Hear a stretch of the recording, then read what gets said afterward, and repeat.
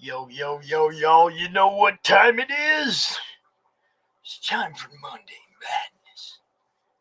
Comic Talk with Pops Van Zant. What's happening, everybody? Welcome to the madness.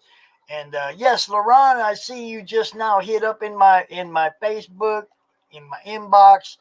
Definitely, I will send you the link in a little while. All our guests are accounted for. And only person not here yet is my wonderful co-host. She'll be here any minute, I'm sure.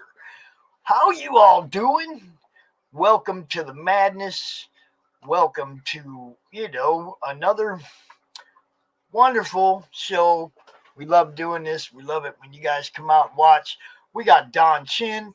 We got Aaron Henry Jordan. We got Laurent. I'm not even going to try to pronounce your last name. And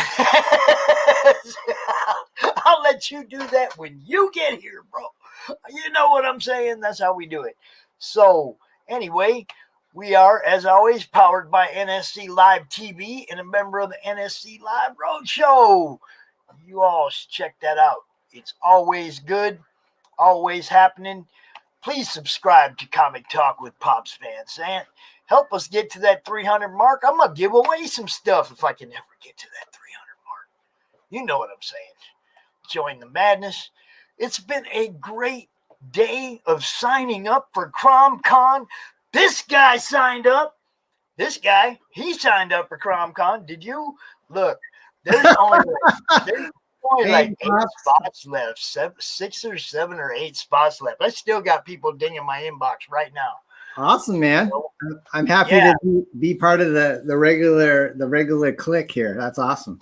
I just love to be able to do sign up and scheduling on the same day. Yeah. Now, as soon as I get the new graphics for the event post, I get to put it up and start promoting. I get to promote all month long on this one. It's going to be awesome. That's awesome. Or I get to promote 20 days or something anyway. I love being able to promote. Isn't this like your 1-year anniversary? Yes. Oh, yes. wow. It's going to be great. And that lineup, I don't know if y'all saw, but go look into Madness.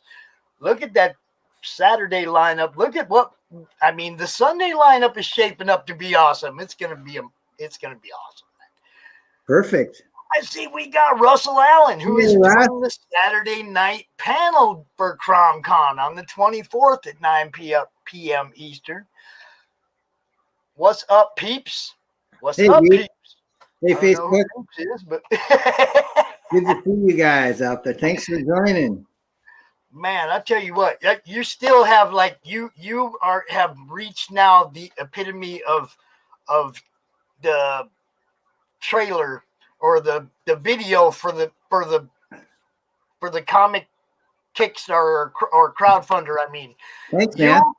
You and Mike Barron, Florida man, those are the 2 best videos I've seen on crowdfunding crowdfunding campaigns yet.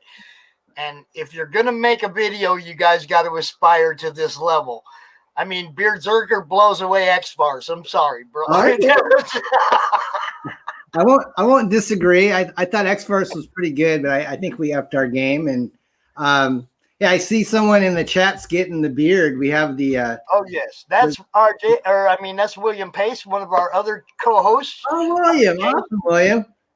Yeah, William needs like a beard for his face, and then he needs one for his head. Yeah, do those can you like act like that's a mask? Can you put it on and act like it's a mask? It can there you go.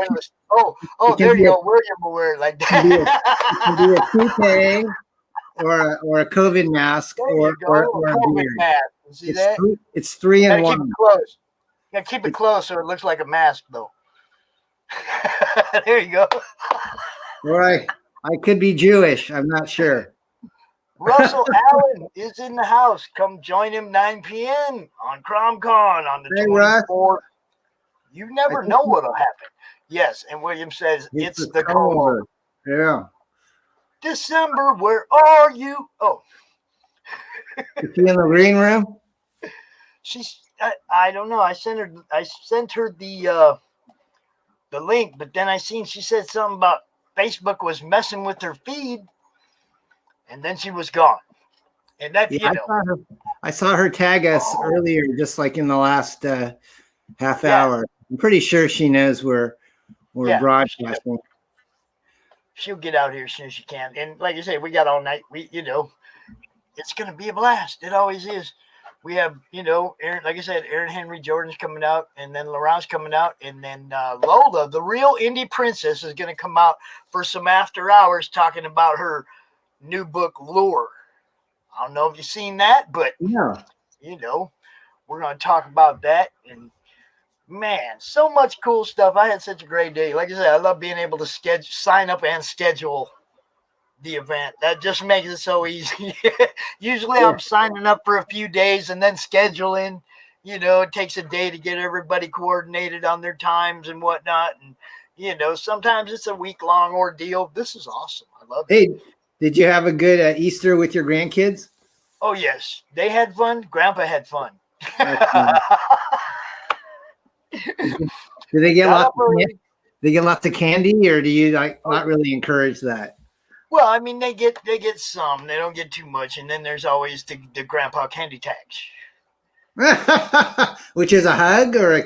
Well, no, I mean, if you end up with stuff that grandpa likes in the bucket, you better share, man. Oh, what's your favorite candy? Let me think of what would be your favorite candy for Easter. You look like a jelly bean kind of guy. No. It's like I like Skittles. I like Twizzlers. Oh, I can't stand Twizzlers, dude. They taste like plastic compared to real licorice. Maybe it's the other ones. I don't know. I like red licorice. I like red vines. Red vines are awesome. The one. Red vines. The ones you get at the theater, right? Okay, there you go. I can handle that. Skittles, I'm with you there. And Jolly Ranchers is like the reason I have no teeth. Yeah, those are addicting. I like the watermelon ones. Man, when I was a kid, it was I just smashed them things, and it's like even when my adult teeth came in, I didn't learn my lesson, and I just crunch on them and break teeth all the time, man. And finally, I was an adult, and I was like, you know what? I've had tooth pain all my life from all these broken teeth. Oh, man. Yank them all. Just yank them. I don't care, And then they give me a pair of, the false things that don't fit, and they hurt just as much as the old teeth used to. So I've gotten used to just going like this till I'm rich and can afford implants and all that. You just suck everything. Oh no, I still eat everything I want. It just ain't pretty. I don't like to go out and eat in public, and that's all right, bro. My mom come to visit once. She said, it was some holidays. You eat corn on the cob? I said, yeah, but it ain't pretty.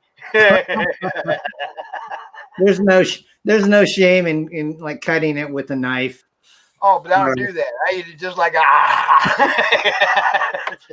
Yeah, I love corn on the cob. That's like one of my favorite vegetables. So I mean, I try to have fun. I try not to let things ruin who I am. I'll still gnaw on a steak and ribs and that, everything just like I don't. You just cut it up a little smaller. That's all.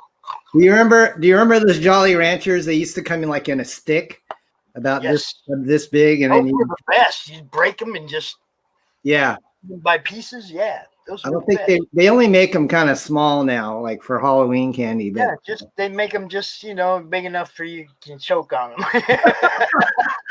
them. Basically, yeah, those are definitely choke hazards. So hey, man, we're gonna go ahead and talk about this.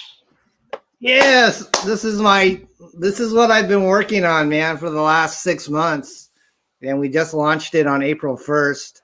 So if everybody likes, if you've read Berserker, which is this Keanu Reeves book, we're poking fun at that with Beard Zerker. And so when I heard Keanu was coming out with this comic book, I thought this sounds like something we should make fun of. So this is the effort. It's called Beard Zerker. It's kind of like what if Ted from Bill and Ted became a one-man army, kind of like a Conan the Barbarian type of guy with modern weapons. And it's full color. We got 32 pages.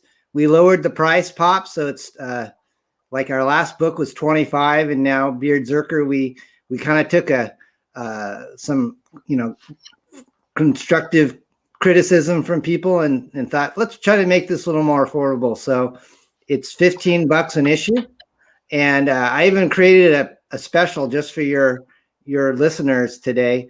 If you go to the beardzerker.com sign up page, the featured tier is called the Beard Zerker Pops Open Mic Pack. And so what you're going to get, anybody that's watching this, if you go, I'm going to keep this probably open for like a day, but if you go to our site and you sign up for this, instead of $90 for all 6, you're going to get all 6 for $69, which is kind of a number that was in the Bill and Ted movies. So yeah, that's I think it's a pretty good deal. Do you want to wait for December to play the trailer, or do you want me to go ahead and go through the campaign first? Or well, we'll go ahead and go through the campaign and hope that she gets her internet figured out, and if we get down to the last 8-10 minutes, we'll go ahead and play it. Okay, buddy.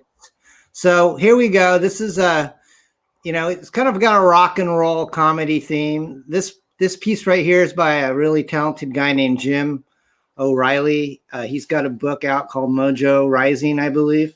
And you know that book? No, I know that guy. He's all over my walls, man. He's all over the place. He's in my portfolio. He's on my wall. He's he's drawn me. Okay. So Jim is a huge talent, and he sent us this piece, and he said, hey, I got a colorist that will do a really good job. And within a week they sent us this piece. Right now I can pretty much guarantee you this is definitely at least a pinup, if not like a back cover on the book, because I just really love the work that he turned in. So anyways, let's show you some of the covers on this book. This is some of the interior artwork from Bill Mouse. Kind of like a little bit of Mad Magazine, feel to it. He's got a real good kind of a comedic, artistic style. And Bill's daughter, her name is Kat, believe it or not, Kat Mouse. She's our colorist. And then you probably know the Mighty Mascots book from Alterna. That's by Keith Gleason, and he's actually our letterer on this book. So we've got a bunch of great talent. So here's the first cover, Pops. It's by Kanan White. And in this particular scene, Beard Zerker has to take on a bunch of murder hornets that are trying to eat our bugs. Yeah, really nasty orange biting bugs. So this is one of the scenes in the book. Beard Zerker has a guitar that's an axe, so that's his main weapon, and it's empowered by the rock gods like Eddie Van Halen and the ZZ Top guys. And you probably let's see, the logo, if you can't tell, we've got the two Z's. We see it from ZZ Top, which are for our age, they were big MTV stars in the day. So that's one cover by Kanan. And then we've got, by the way, the axe is given to him by Genghis Khan. So that's kind of a little bit of a movie tie-in. One of the guest covers that we have, Pops, is by She from Billy Tucci. And she's been a long time independent superheroine since the 90s. And we reached out to Billy. We've kind of known him from the convention circuit back in the day. And he was gracious, and his wife was kind enough to let us use She on a cover. So what we're going to do, Pops, is we're going to have a contest. We have 2 captions on this image. So the first one is the Holy She caption right down there. The guy's getting kicked in the head. And then the second caption is kind of a Batman guy on the bottom of the dog pile saying, what's she doing here? So we're going to have a social media vote on that, and whoever gets the most votes is going to be the cover. Most people seem to like the Holy She. I like that one. And if I may, I drew her once. Oh, you did? Can you I share did it? her one. That's it right there. Oh, there it is. Nice, dude. I did that. I've only drawn like 6 things in my life. Yeah, that's one of them. Wow. Well, That's cool. I started drawing stuff just to sort of experience what the people I talk to go through. You know, it's like there's a couple of them that I've done where it's like I had to put them in a frame so I'd leave them alone because I kept seeing something I didn't like and wanting to fix it. And I understand now what you guys go through, right? But I also, I learned to like leave it alone. Yeah. I learned how to leave them alone, and I won't ink anything. That's all right, man. It takes so much practice. I mean, Oh, I'm scared to death of ink. But I did Lady Death, and a Thanos, and I did a few. Hey, I like this guy's got a nice 12 pack there. That's my favorite one, though. That's Drunken Frosty. That's awesome, Pops. Yeah, dude. Keep it up, man. You should sell your sketches. I wanted to wear my CromCon shirt today in honor of a good sign up for next month or for later this month and everything. Today is a good day. I'm having a good time, man. That's Thank awesome. you for coming out, bro. We're both decked out. I got my ex-cons t-shirt. There you go. See that? All right. And I am an ex-con. What do you think? You are an ex-con? Yes, sir. I am. I can admit it. That's all right. This book is awesome. What's up? What's up, William? William and Aaron, thanks for coming on, man. Thanks for 47 Furious Tales right there. Thank you for the nice comment, Aaron. I appreciate it. So that's your the 2 she cover variants, and then let's go back to the share page. And then the big announcement that I just let out of the bag in the last week is that Ethan Van Sciver let us use Rainbow the Brute on our 3rd cover, which is by Preston Azevedo. So he does a real cool Frazetta take on Rainbow the Brute. So yeah, Preston does this cool painting, and it's like, what if Rainbow the Brute fought Beardzerker? Well, looks like Rainbow wins, and he gets to adopt his cat.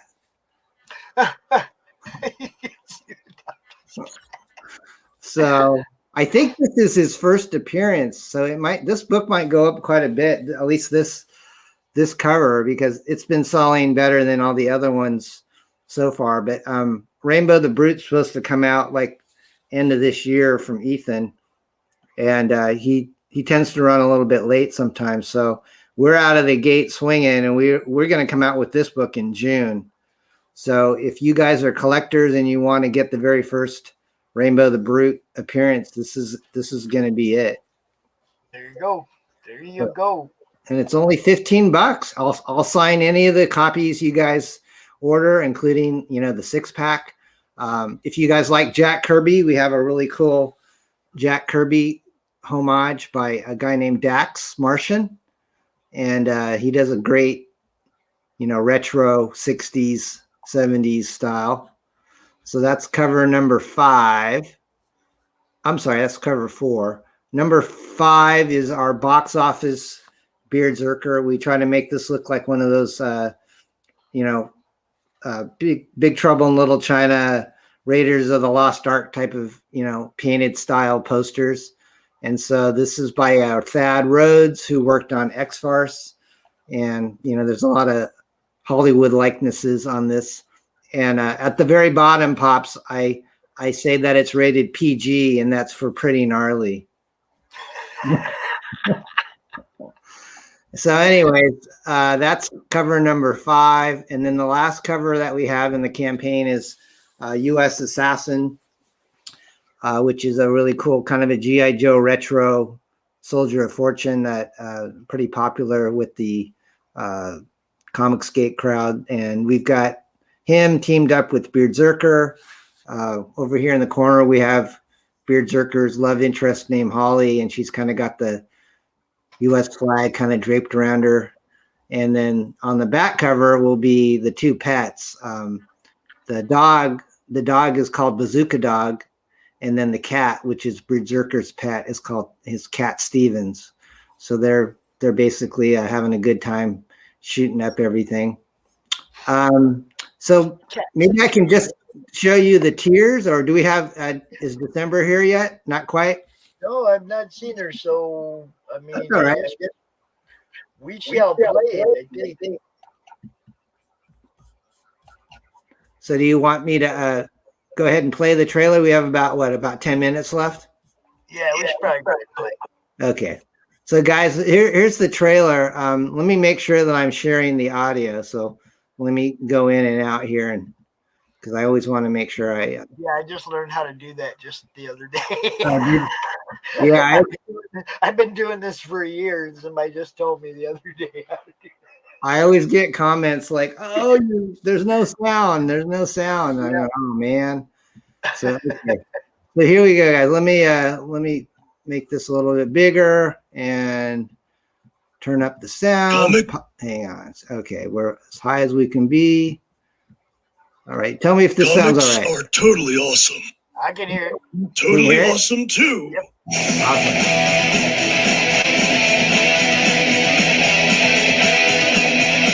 Oh, he's here. Hi. Oh, She made it just in time to watch the video. All right. Well, I am so sorry about that. Oh, it's okay. I kind of figured you were having problems. Colors, great. I always have problems. It's got great action. I can fix them, but I always have problems. And hey, Pops, was it playing? I wasn't sure. Yeah, it was playing. You're playing. Hi, December. wherever you want. Nice Hello. to meet you. How are you? I feel a little bit misled. I didn't see that glorious beard. Oh, yeah. There's no pictures advertising that. Do you like guys with beards or not really? Oh, totally. Have you seen the pictures of Brian? No. He's got a glorious ginger beard. Oh, nice. Nice. All right. Well, I'm sorry. I was playing this trailer. So should I just start from the beginning? Of course. Yeah. Go Okay. ahead. All right. Sorry, guys. Roll that beautiful bean footage. All right. Here we go. comics are totally awesome. And I'm let me totally hear it. awesome too.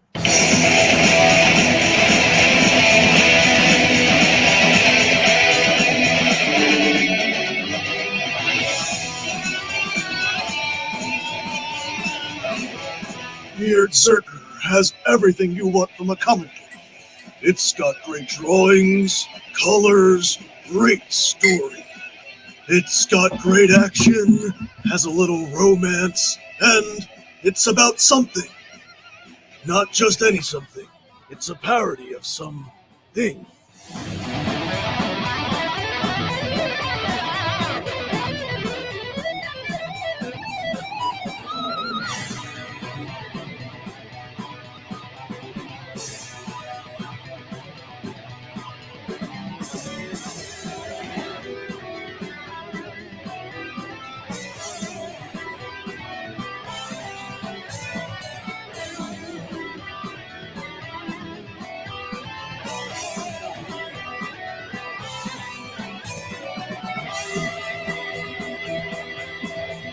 And I was like, well, I used to collect and I love comic books.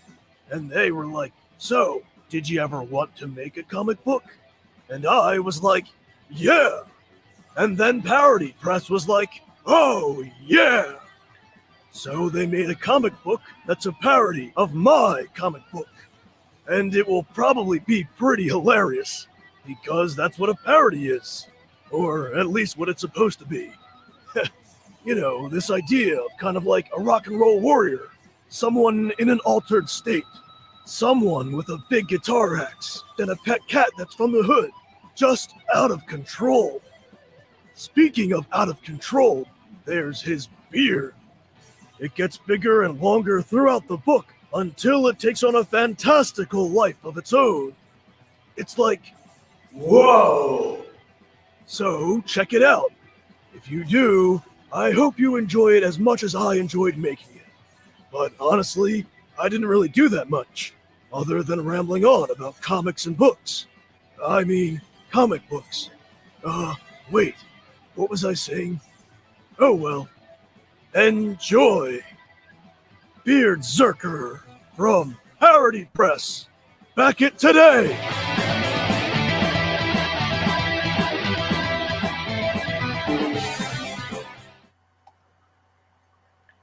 I like that one. Hell yeah! Definitely in my top 3 for videos connected to a comic book campaign. Love it. Love it. That's awesome. So December, you got like a few minutes left. Whoa, where'd Don go? Ah, Don, come back. I have so many questions. he knocked himself out. We had like 4 minutes left with him. But you know what? We got all night. That's how it is. Where did he go? I need Here to he know is. how this came about. I'm so There he sorry. is. I hit the wrong button, of course. December has questions. Okay, go ahead, December. When the original that's a parody of came out, I'm not even sure if I'm supposed to say the original title came out. Yes, that one. When that came out, did you know right away that you wanted to do a parody of that, or is this something that you wanted to do as soon as you saw Keanu Reeves and John Wick? Actually, that's a really good question because I wasn't aware of John Wick until last year. And my wife and I said, this sounds like a pretty good action series. It gets good reviews. So we watched the first one and we loved it so much. We bought the trilogy, on a streaming digital version. So I watched all that. And then we get the word that Keanu's doing Berserker from Boom Studios. And when I saw the trailer, which we pretty much parody word for word in ours, I just thought, this is going to be a big book, and I'm a big Keanu fan, so I'm going to give it my best shot and try to come up with a story that I think it was hard because the book, normally we parody a book when it's out, and in this case the book wasn't going to be out until like February or March of this year, even though it was announced back in the fall. So I just kind of had to use my imagination and think, what is this book going to be about based on the images that this other comic books company has released? So I just thought, why not make it like a Bill and Ted meets Conan the Barbarian meets a one-man soldier of fortune type of adventure, but with a lot of rock and roll puns. The ZZ top is right in the logo. It's ZZ, Beard ZZ Zerker. And so what we came up with was, just kind of a cool Mad Magazine mashup of John Wick, Matrix, Speed, and then this actual, the actual Berserker book. And we think people are going to really like it. If you like the trailer, you'll probably kind of know that I have a weird sense of humor and, Pops, it resonates with Pops anyways. But I think people are going to like it. And Yes, it does. It does. So far, we're getting good response. We're over almost $2,300 in our first few days, and we've got a 60-day campaign. So that was a good question, though, December. I noticed this segment, it's almost up, but I wanted to say, I wanted to ask if you would have December and I out on your morning show. Of course. Sometime before CromCon to talk about CromCon, and then we'll have you on another Monday Madness before CromCon to talk about your book again before CromCon, and then of course. Oh, that'd be great. In fact, I think I have a slot next week. So if you guys are available Wednesday at 9 a.m. Pacific time, which is I think you're noon 6 a.m. where I live or something. You're ahead of me. Okay, so, noon. Yeah, I can do noon. Okay. How about you, December? Could you make a morning show? I'll check my schedule. Let's plan on it. Let's plan on it. Not this Wednesday, but the following Wednesday. Cool. Sounds great. I want to be on a few people's show and promote CromCon because we got some great guests coming out this time. It's going to be awesome. That's great. And well, maybe I just want to talk John Wick. Yeah, maybe you can dress up December. You can cosplay some Keanu Reeves. I mean, like I'll dress up as one of his receptionists from that movie. There you go. Or you could be Trinity from The Matrix. She was pretty, with the sunglasses and the black. I mean, that'd be cool, but I don't feel like I'm doing that a justice unless I have wires strapped to my back and like I'm upside down shooting guns behind me. And yeah, I'd rather be Morpheus. Okay. That'd be awesome with a little eggshell. Like how the hell does he stay on with the lenses kind of thing? Right. It's 2021. I still don't know how that happened. I have It's got to take. those little tanning bed things on there, and it kind of freaks me out, to be honest. Beardzerker.com, Beardzerker on Indiegogo. Go check it out. Don, next Wednesday I'll guys. see you.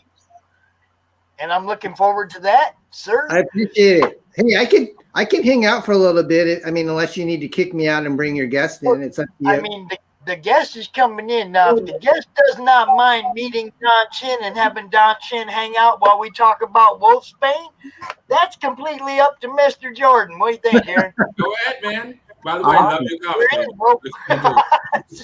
Nice to meet Just you, Aaron. like that, you're in. Mr. Jordan, welcome to Monday Madness, man. It's great to meet you, and this is December. Hey, Hello. And Mr. Don Chin down there next to you. Hey, Hey, Don. bro. Good to be By here. all means, go ahead and introduce yourself, and then I'm gonna turn December loose on you, bro. Gotcha. First things first, I am I'm a first-time comic book writer, and I'm founding a company called Wolfsbane Comics, which is ironically the same name as the title of the book. And That's smart. Yeah, you gotta start somewhere, right? It's like build your brand and roll with it, man. That's what you do, you know.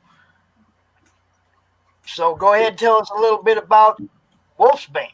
Okay, gotcha. Well, starting off, Wolfsbane is a horror comic, and I wanted to model it off of the classic horror movies that you see in Universal, some with the Hammer horror. Nice. So yeah, I really thought people would like that, and I also wanted to do a detective side of it too. Like, have you guys seen Criminal Minds? Yeah. Dude, I love that show. So it has some stuff to do with that too.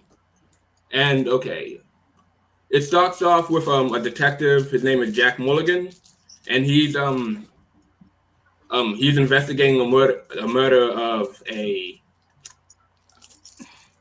Sorry, this is literally my second interview.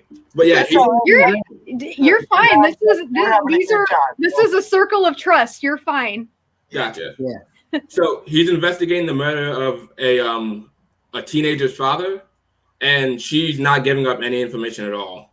So while he's trying to get that, they're suddenly attacked by a werewolf, and that leads into events that go into a whole lot more crap.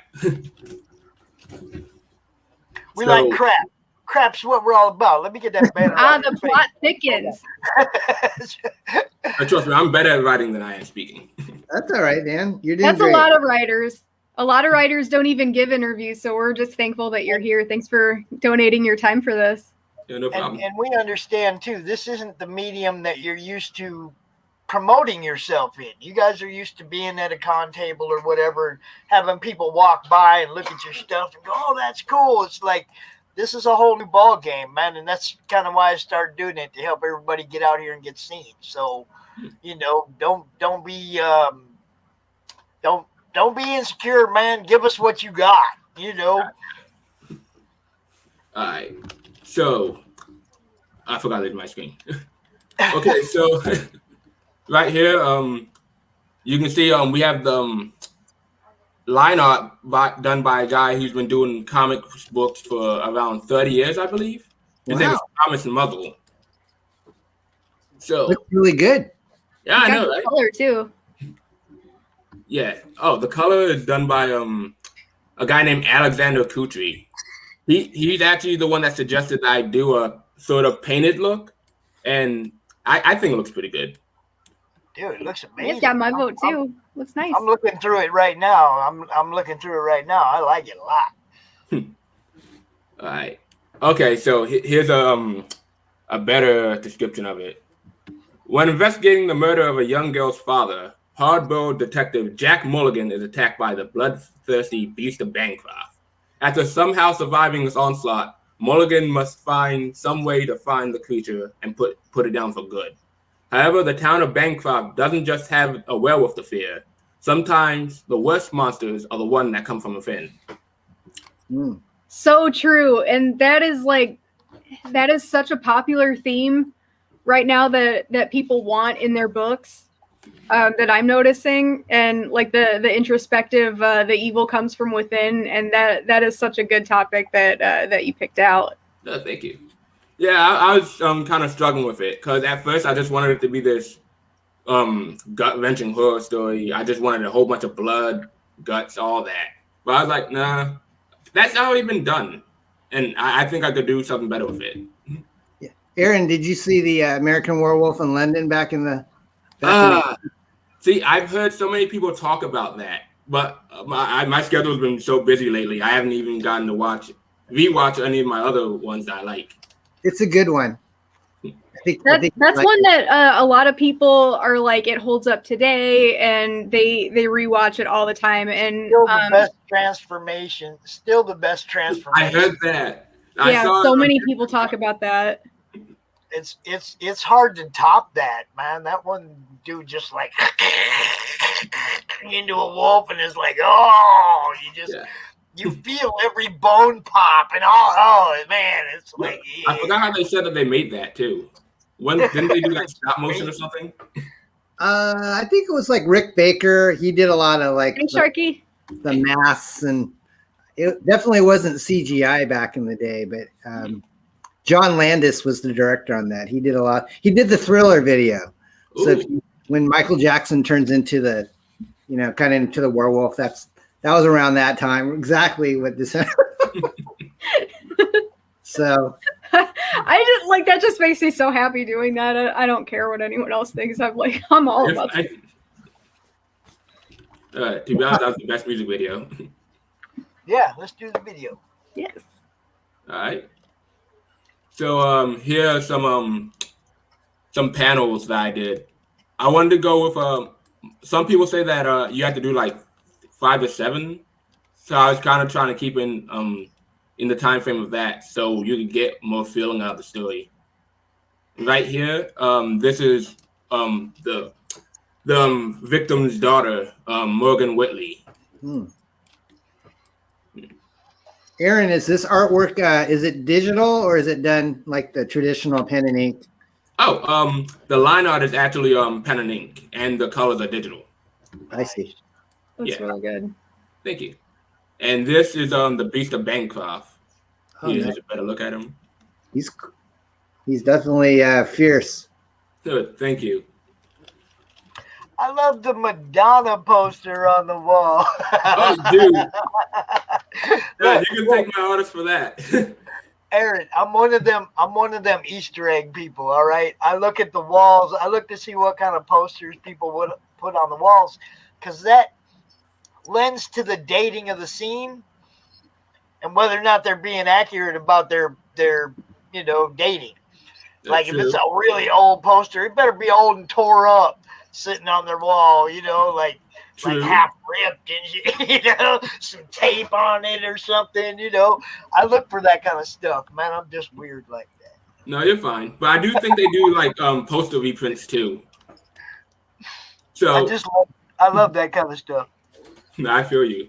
They got the little Queen poster on there too. Yes.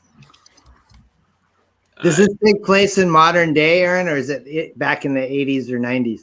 Oh, it actually takes place in modern day. It's just Morgan is a little bit of how'd you put it? She likes a lot of the old stuff.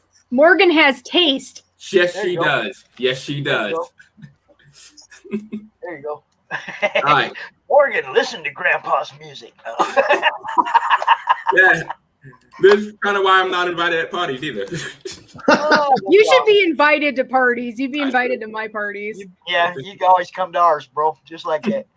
Matter of fact, we only got 6 spots left for CromCon at the end of the month. If you want one, let me know right now. Sunday the 25th, I can lock you in, man. Okay. Oh, everybody's got a party with Aaron. Come on, Pops. Sunday the 25th. I think I can make that. Yeah, sure. We got afternoon or evening spots. So, whatever more comfortable for you, I can lock you in, man. No problem. I'll probably take the evening spot. I'm not really good at getting up. Same here. Just want everyone to know today I did not have a nap, so I will get cranky at some point. There will be a warpath. We need naps at our age.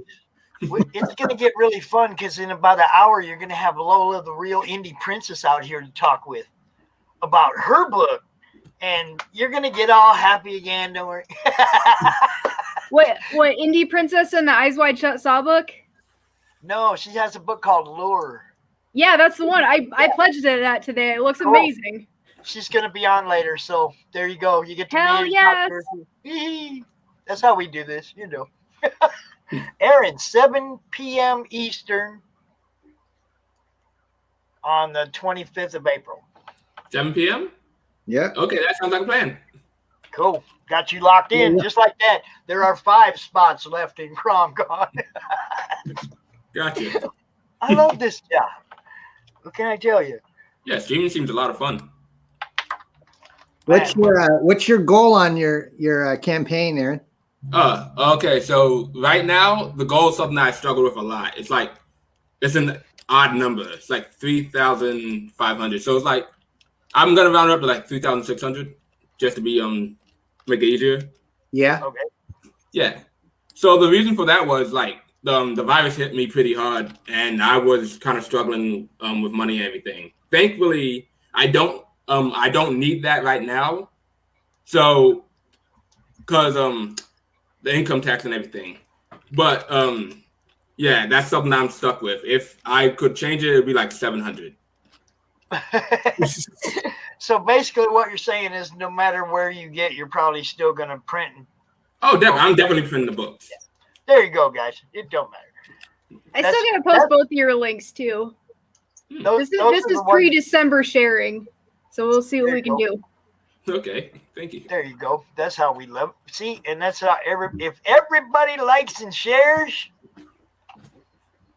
everybody gets extra exposure. That's how we do that. That's right. Try to help as best as we can. It was like I was telling Don when I first started the group Comic Related Madness. It was because there were so many groups that wouldn't let people promote, wouldn't let them promote their project. And it was like, oh, no.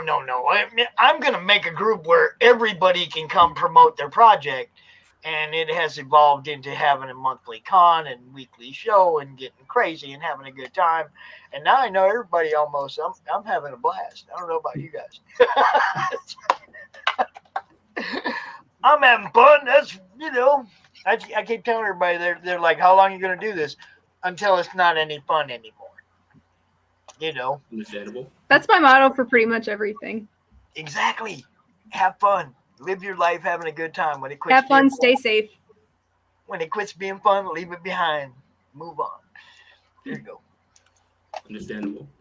So, Wolfsbane, we got 12 backers, and we're going to get a whole bunch more. We're going to work this one out, y'all. Check out Wolfsbane issue number 1, and let's watch this trailer, man. Okay. Let me see if I can get it. You want early or evening, William? That's all I can say. Early or evening.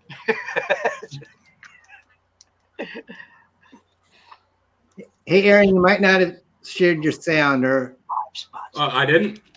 I don't. You guys hear the sound? Not yet.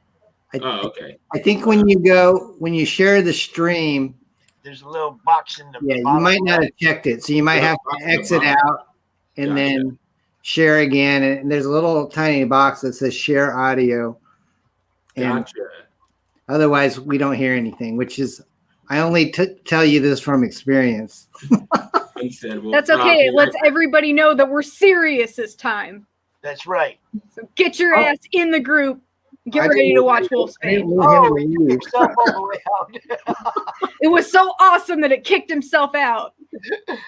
Don, that's your fault. You started it. Now, yeah, Don, what the hell? Themselves out at least once. Watch. You got to be part of the club. You got to drop out once in your show just to make your heart race a little bit.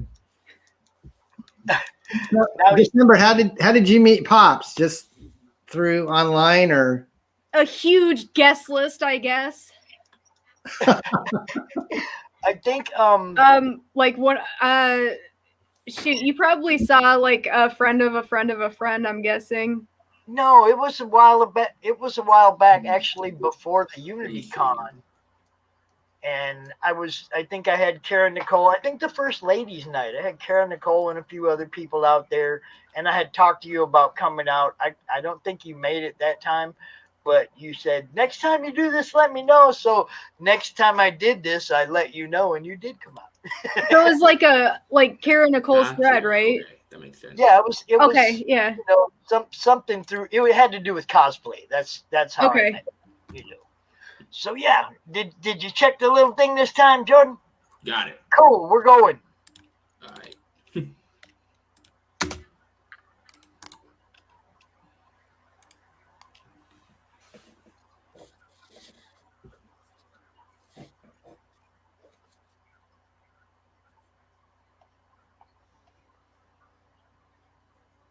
I think you still have to turn up the volume on the little.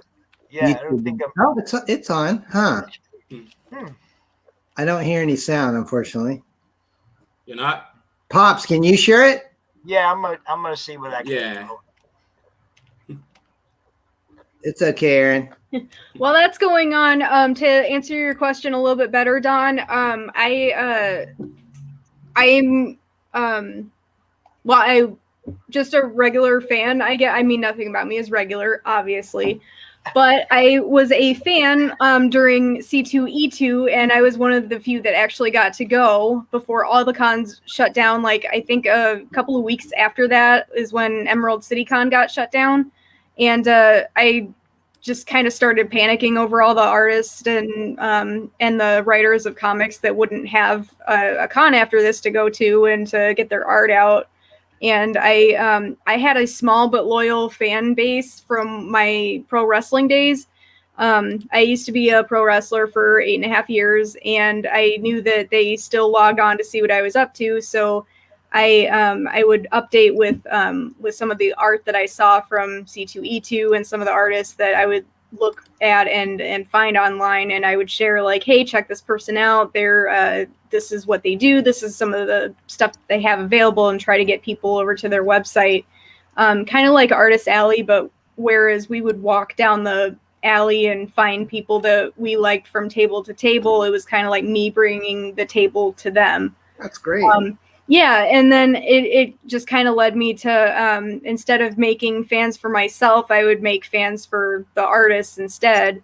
And luckily, I mean, I know it's nothing the same as bringing like an actual con to people, but it was the closest thing that I could think of at the time, because I didn't know that many artists. I knew a couple from like back in the day, but yeah, that was the closest thing that I could think of to do. And it's kind of amazing, because the exact same thing that happened in December is what created CromCon. Emerald City went down, and I was like, what am I going to do for all my friends? All my friends who can't set up tables now. You know, what can I do? And that's where CromCon was born 1 year ago this weekend.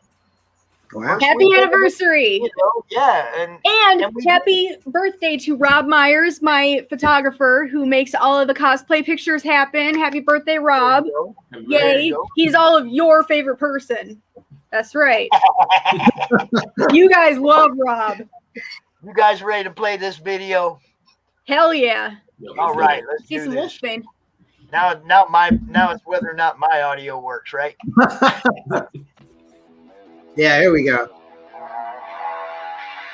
Make it big, Pop. There we go, yeah.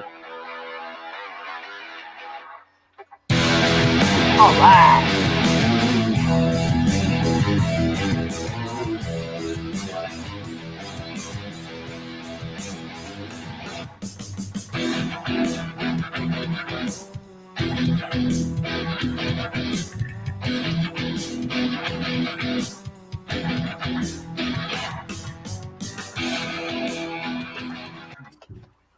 I like it. It's too short. Hell yes. That needs to jam for longer, dude. That's some good music too. Yeah, that's what I'm saying. That needs to go longer. That needs to jam for about another 30 seconds or so. Hey, Jim. Oh, I'm gonna make it longer for the next campaign. Jim O'Reilly. Here. Hey, hold on, Jim. I told you, Don. Yeah, Jim. Jim. That man. He's a friend of mine. That guy right there. I love that man. everybody. This is awesome. So, Jordan, I'm gonna go ahead and pull yours back up so you can go ahead scrolling through and talking. And I gotcha. I think the only thing I have to talk about now is the pricing. So I wanted to make it cheap, because of the whole goal thing. So for $5, you get the digital issue, which is you get the base cover, and this is what it looks like right here. nice. Yeah. And then you can also get that physically for $10. And right here is cover B. It's not I wanted to put some color into it, but right now I think it would be cool if we were doing like a black and white edition. I love it. That's awesome. This is what I call the Scooby-Doo mystery cover. Yeah. Those meddling kids. Exactly. Oh, what's cool about it is I've got to mention the artist. This is done by a guy named Bruno Tyler. You can find him on Instagram. He's really good. All right. Shout out to my boy Bruno. And then this is done by a guy named Daniel Holland. No, he's not Tom Holland's dad. Aaron, I was gonna suggest on the black and white. Oh yeah. I like it, but I might say maybe like a red logo. Red logo? Like a blood red logo on the black and white cover. Just a thought. I don't know. No, that actually might work. Thank you. I might consider that. Because I might do logo redesigns in the future. Let's see. Oh, also, you can get all the covers for the same price as the base, which is $10. But if you wanted the physical and the digital, you only have to pay $5 more, which is $15. Very reasonable. Yeah. Nice. Your stuff is not cheap. It is cost effective. And fans appreciate that, especially since some of them are just downright unreasonable these days. Oh, yeah. Tell me about it. Yeah. And some of us are just broke asses, too. Yeah, Oh, like yeah. some of them I'm just Definitely. like, I'm done because you guys know you're being greedy and I'm not doing it. I have two loves. I have golf. Well, I have three loves. My grandkids, golf, and comics.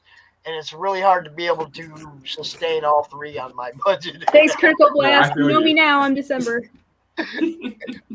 Critical Blast. RJ's in the house. What's up? What's going on, RJ? How you Hi, been? Jay. RJ. December Lace. December Lace. RJ, who also has a awesome podcast. You might want to go visit RJ's. Hell yeah. Dude, he's really Come to funny my too. page. You can advertise. Yes. There you go. See that? We all bring up everybody's fan base. That's the plan. That's the job. We're a family. I just treat it like it's a billboard. You guys are welcome to do the same. I'd rather get you guys that traffic because I mean, you guys need to stick around. You guys come up with like the best stuff. I know. I mean, this is awesome. Like, look at this. I'll tell you what, man. I have a drawer now over here behind me in the filing cabinet that's just dedicated to people from the madness that I've picked. You up have there. a drawer of people? Oh, dang. That needs to be in Aaron's comic. Pops. Not on live camera. Don't look in his freezer. Not the freezer, the filing cabinet. No. That's even worse. There's no cooling system. A lot of this kind of stuff, okay? You know, from people that I've met in the madness, people that I've done stuff with, or that have done stuff with me, or done stuff in the madness that I've picked up their books. You know, I have a drawer in my filing cabinet just for their books, and that drawer's getting full. It used to fill up the Marvel drawer over there. I used to fill up the other drawers in the other boxes. Now I'm filling up a drawer that's just my people that That's I met. cool, bud. Thank you. Yeah, it's a lot different when you're collecting the books from people that you met and interact with than it is when you're buying a book that you never talked to the people involved. Ooh, definitely. It's way different. You know, So, like, true story, the independent books right now and a lot of the ones in Kickstarter are better than the ones that are mass produced by the main titles. And I say that sincerely. Like, the best book that I read last year was an independent book. It's the funniest comic that I've ever read. It's by someone that I never met, and it's called Kill Count. It's by Jim Hanna, and I laughed my ass off. Sounds good. That was an awesome one. Like, I just out of nowhere, like I found that on Jim Noble of Totally Rad's website, and I just was about crying laughing. Like, it was hilarious. And it's about it's like an 80s spoof on action movies, and so many action movie references and 80s things, but like, it is better than any comic that you will pick up right now in the LCS. Sounds fun. And I gotta get going, guys. You're missing things. All right. It was nice to meet you, everyone. Nice to meet you too, bro. All right, have a great Nice to week. meet you. Next Wednesday. All right, thanks a lot. Next Wednesday, sir. Not this Wednesday, but next Wednesday. I'll see you in December. All right. See you, man. Okay. Bye-bye. Nice dude. All right, Aaron, let's give everybody one more rundown on where they can find you before we step on to our next guest. Gotcha. You can find me over at Facebook at Wolfsbane, Instagram and Twitter at Wolfsbane Comics, and be tuned to check out the limited edition. It's only available at Indiegogo. Right, cool. It was great meeting you, and like I said, I have you locked in. ClomCon 13. Looking forward to seeing you then, and by then you're going to be a pro at this, this podcast thing. Because there's like 20 or 30 different podcasters in the madness.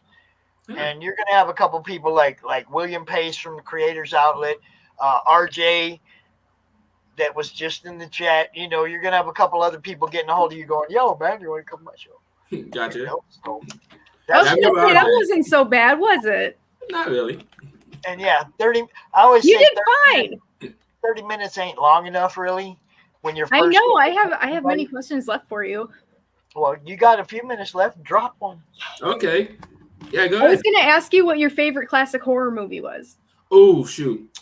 That's after, we're talking about classics? Yeah. I would have to go with Dracula. Either Dracula or The Invisible Man. Hands down.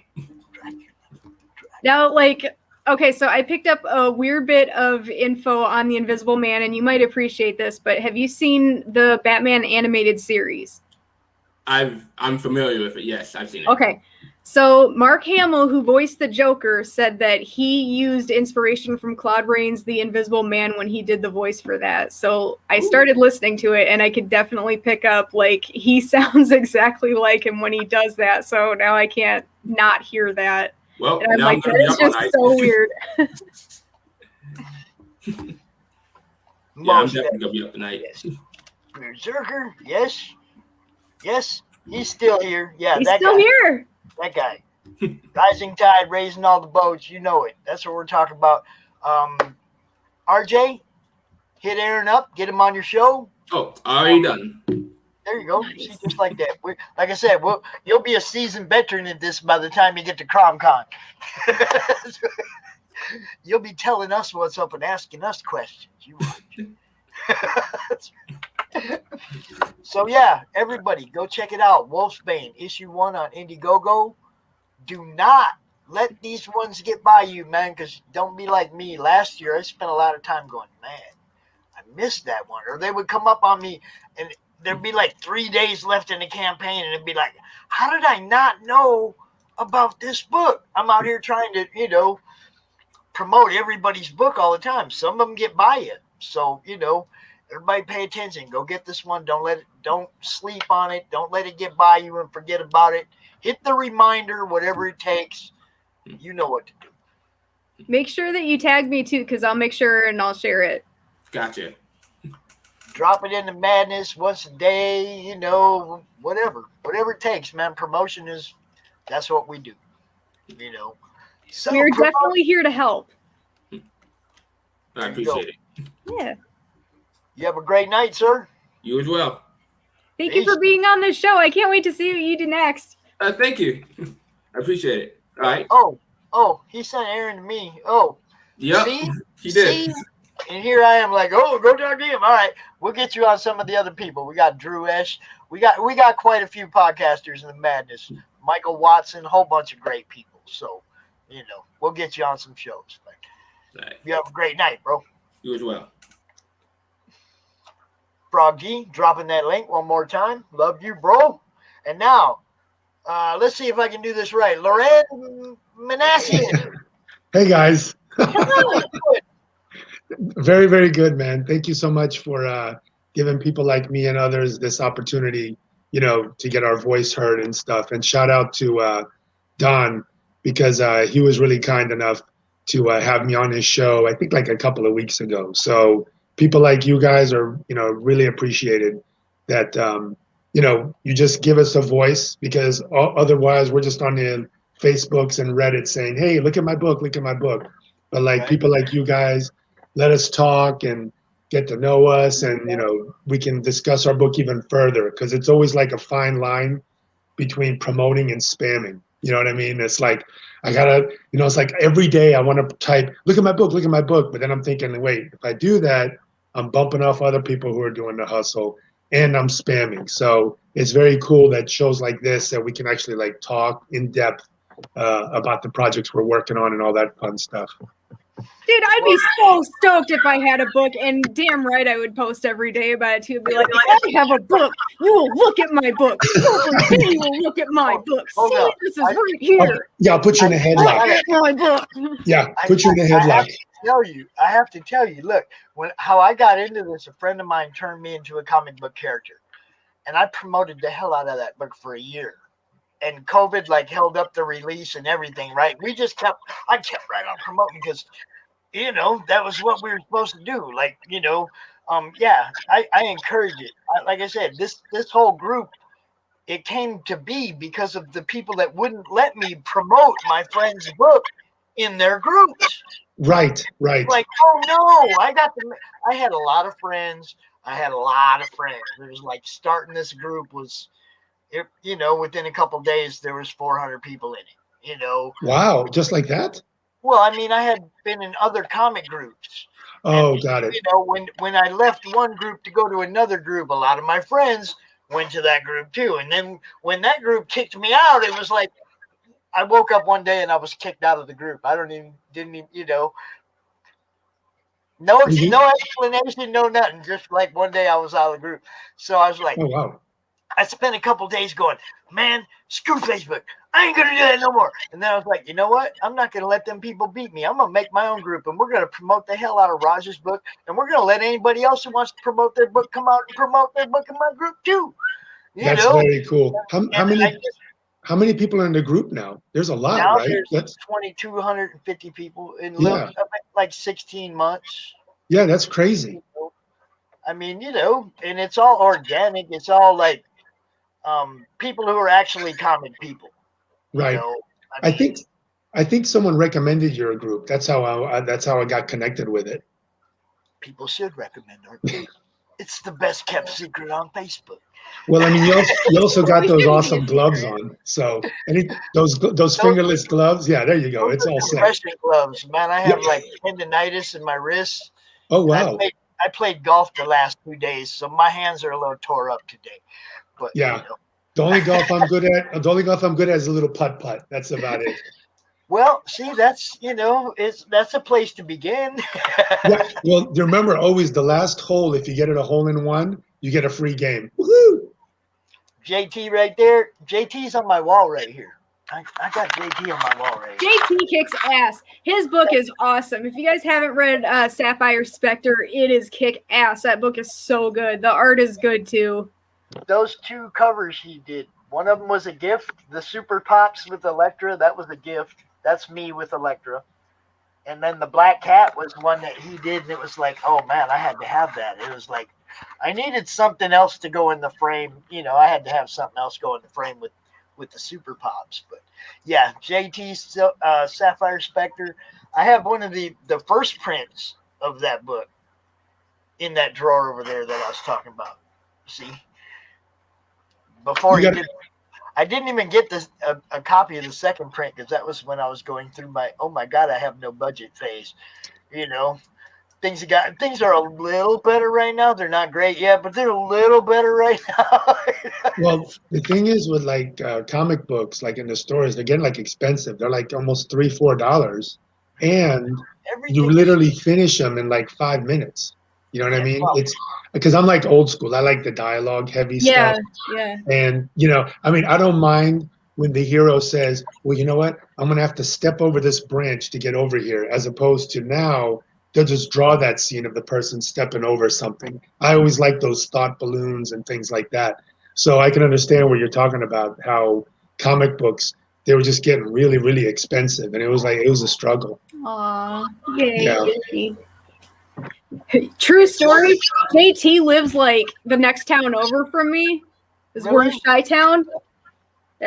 No, and you Milo guys loves aren't me. even that far from me because I'm right Yeah. over here in Southwest Michigan. Midtown, or Midwest. I'm in the Southwest Michigan, and we're like right here. It's like, so Chicago's right over there. I know where you're at. Yeah.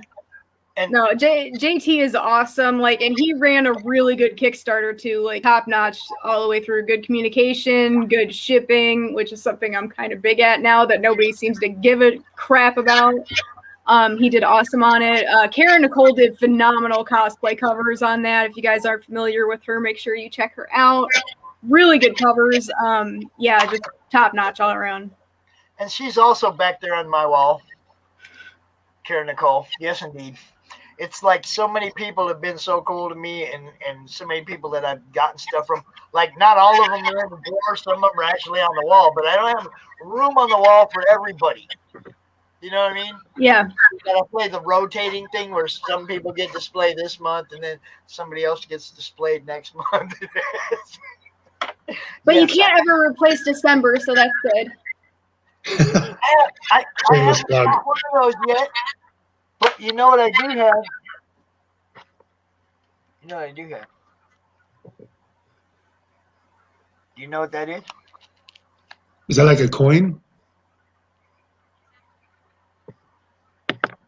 Oh, I guess I gotta blow it up. Hold on, let me see. If it's Two Faces coin, then I don't know anything about it, and Harvey Dent can't come for me. It's the Naughty Fairies #4. Yay! Best book ever. Naughty Fairies #4. Yay! Coin. That's what it is. You can't really see it because there it is. For those of you who don't know, how dare you? And secondly, I'm on the cover of Naughty Fairies #4. It was my very first cover ever by the amazing Wendy Steen Shaner, and that cover is now sold out. Yep, it is. It's sold out in a record-breaking time too, and I was really, really happy for Wendy because of that. And thank you for giving me a chance, everybody that bought it and believed it too. That's awesome. Thank we you. We over here by Three Rivers. We're over here by Three Rivers, JT. So, not too far away.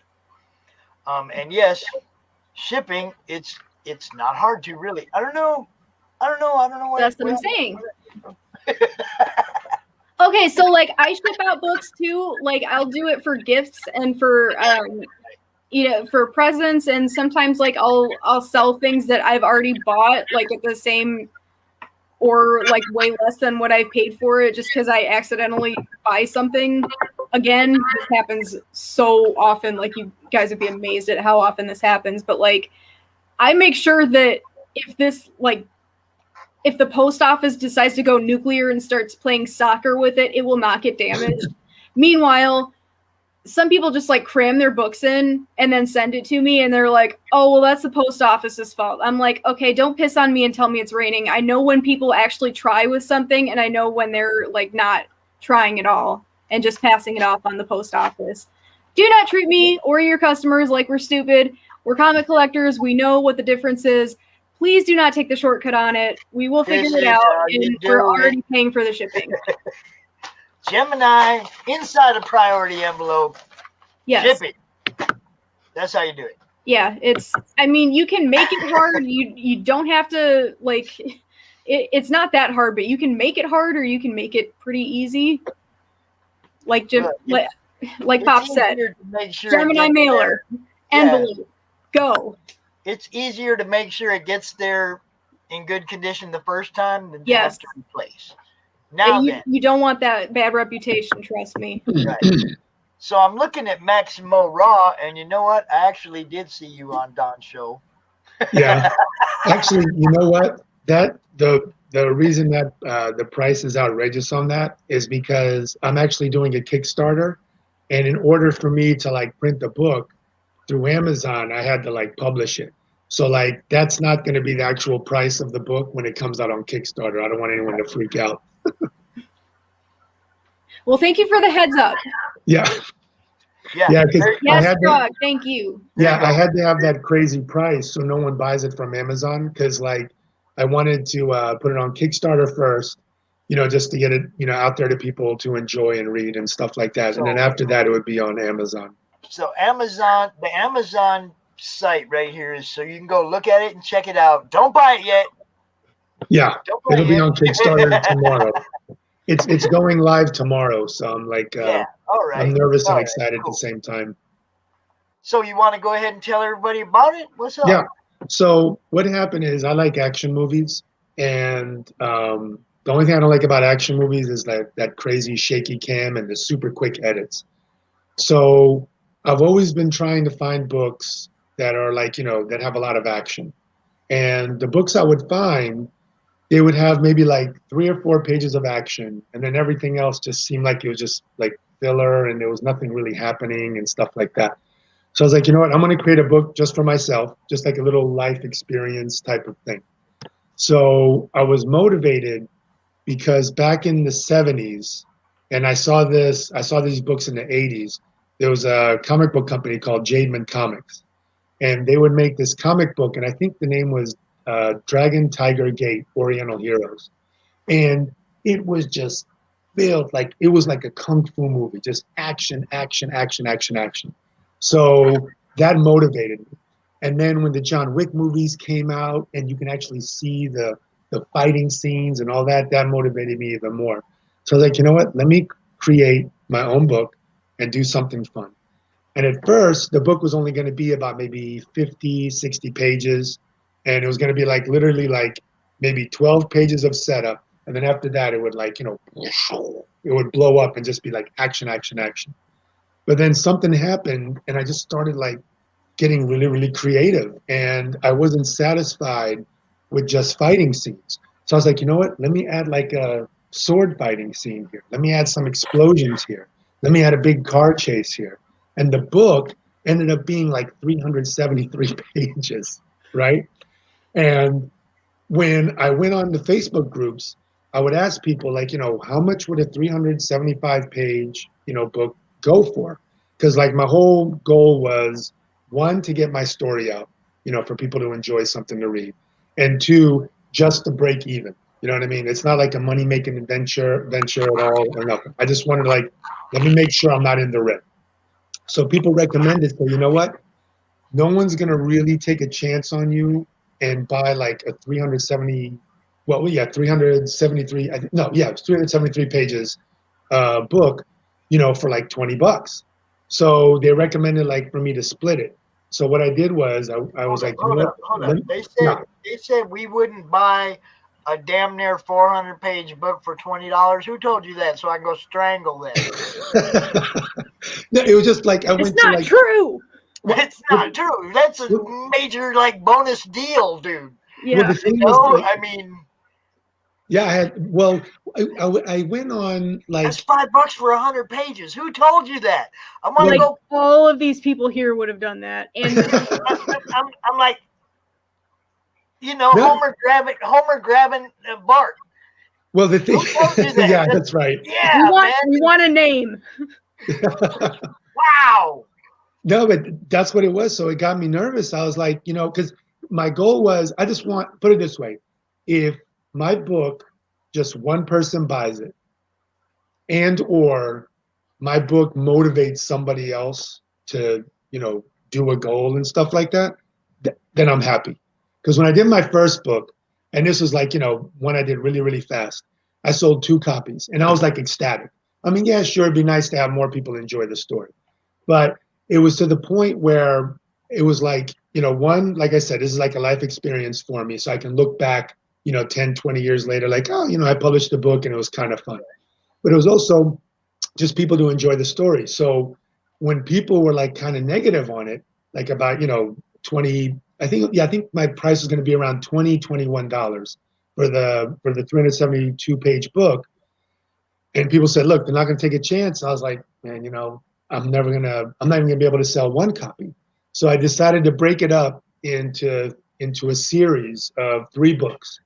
And the tricky part was finding the right time when to end each of the books, the first 2 books, because knock on wood, one of the reviews I got, one of the criticisms, even though it was a compliment, the guy wrote that there's so much action back to back to back that he didn't have time to go make a sandwich. So I was like, yes, that's awesome. That's what I was trying to get across. That's the same guy that told you we wouldn't buy 350. No, this guy was a good guy. No, he was good. It was a compliment. He was saying basically. Right. I understand that's a compliment. I'm saying, is that the same guy that said we wouldn't buy it for $20? No. He was one of the reviewers. What happened was I sent the reviewers the entire series, and it like in a big thick trade paperback in a sense. And my goal is when I finish with the series, maybe I'll put out the trade paperback. I'm not really sure yet. So it was just like I had to find a certain point where there was like a half of a break in the action, because I'm really, really hoping that people really, once they see some of the images and the screenshots I have on my Kickstarter, that it is really a lot of action. And I don't mean just like people punching each other. I have like setup stuff where they'll have a guy that he'll start on one spark, then you'll see his feet jumping up in the air, then you'll see him in the air, then you'll see him coming down, then you'll see the block, and then you'll see another block, then you'll see a punch, and then what happens after that. So I almost tried to create a movie in comic book form. And when I was working on the book, what was happening was I was like, you know what? I can't just have fights. I have to break it up. So I would have a fight with fists. Then I would have a fight with funky weapons. Then I would have gun fights. Then I would have sword fights. So then I have a car chase in there that, put it this way, it's way more than 20 pages long. And it's like a lot of vroom, vroom and screeching with a motorcycle, and it's a big chopper and stuff. I tried to really create something that was absolutely bananas and way over the top. Think of John Wick, the best parts of or the shooting scenes and all that, and it's just one big juicy book. That's what I was trying to create. And basically it's like a revenge story where like the hero's parents get killed, and then the hero goes on this rampage to, try to get all the bad guys, and he runs into these big bosses and stuff like that. So it was fun. I think you're the right kind of person to write comics. I think so too. It took me almost 4.5 years to do it, because what was happening, I never had a dedicated time to sit down and draw. Like I work in TV. I'm like, I direct TV newscasts. And what would happen is between shows, I would have like an hour break. And I would just, as soon as I would finish the show, I would start drawing and stuff, because I had another computer at work. And then when I would get home, once the family was asleep, at like 10:30, 11 o'clock at night, I would draw until like 1 in the morning and stuff like that. And then sometimes I can only draw like 5 minutes at a time. So it was like a real struggle. But I think because I can only do a little bit of the time, it opened up my creativity to create big scene after big scene after big scene. So it was fun. It was good, and it's launching tomorrow. So I'll post it in the groups and stuff like that. And I had like a trailer with it. I've got I have the book here. Like, put it this way, I don't know if you can tell how big it is, but this is a regular size comic book. All right. Because of all the action, how I made it want to be like really, really bananas, I created my book in a magazine size. So this is the comparison from, well, let me put it this way so you can maybe, so you'll see like the book is significantly bigger. And I have like, and I have like big juicy double page spreads that, basically, what is it, 8 inches long, 16 inches across, and 11 inches like tall, and because like to show like the big action and all the juiciness. Yeah, this guy's a comic guy for sure. So it was. Like I said, the challenge was trying not to make the fight scenes boring and make them exciting. And the 4 reviews I got, none of them said they were falling asleep. None of them said that the pages were disorienting.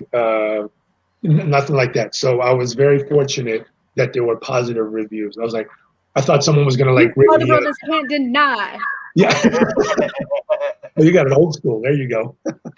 But I'm so sad that is considered old school. Like, no, that is a classic. I know exactly. Well, I found wait like, a Yeah. minute. Okay. There is so much great stuff that everybody says old school that to me is old school. So well, it's funny. I listen to the old school and the underground stuff. Like I don't really listen to like main hip hop anymore and stuff. I'm all like the underground with the where they only made like a beat, a couple of samples, and like really good lyrics. That and my soulful house music. That's about it. I gotta fill my house with heavy metal. Oh, okay. Do you like death metal? Well, I mean, one of my favorite people is death metal hero Luke. Okay. Remember, I don't think they're death metal, but what was the name of that group where they would have the costumes with all the blood? Was it Guar or something? Guar, yeah. Yeah. Are they still doing stuff? That's old school, dude. Yeah. No.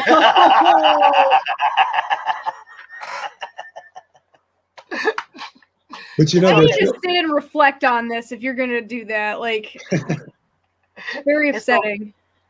It's okay, December. It really is, because with wisdom comes old school. You get, I mean, I'm old school now.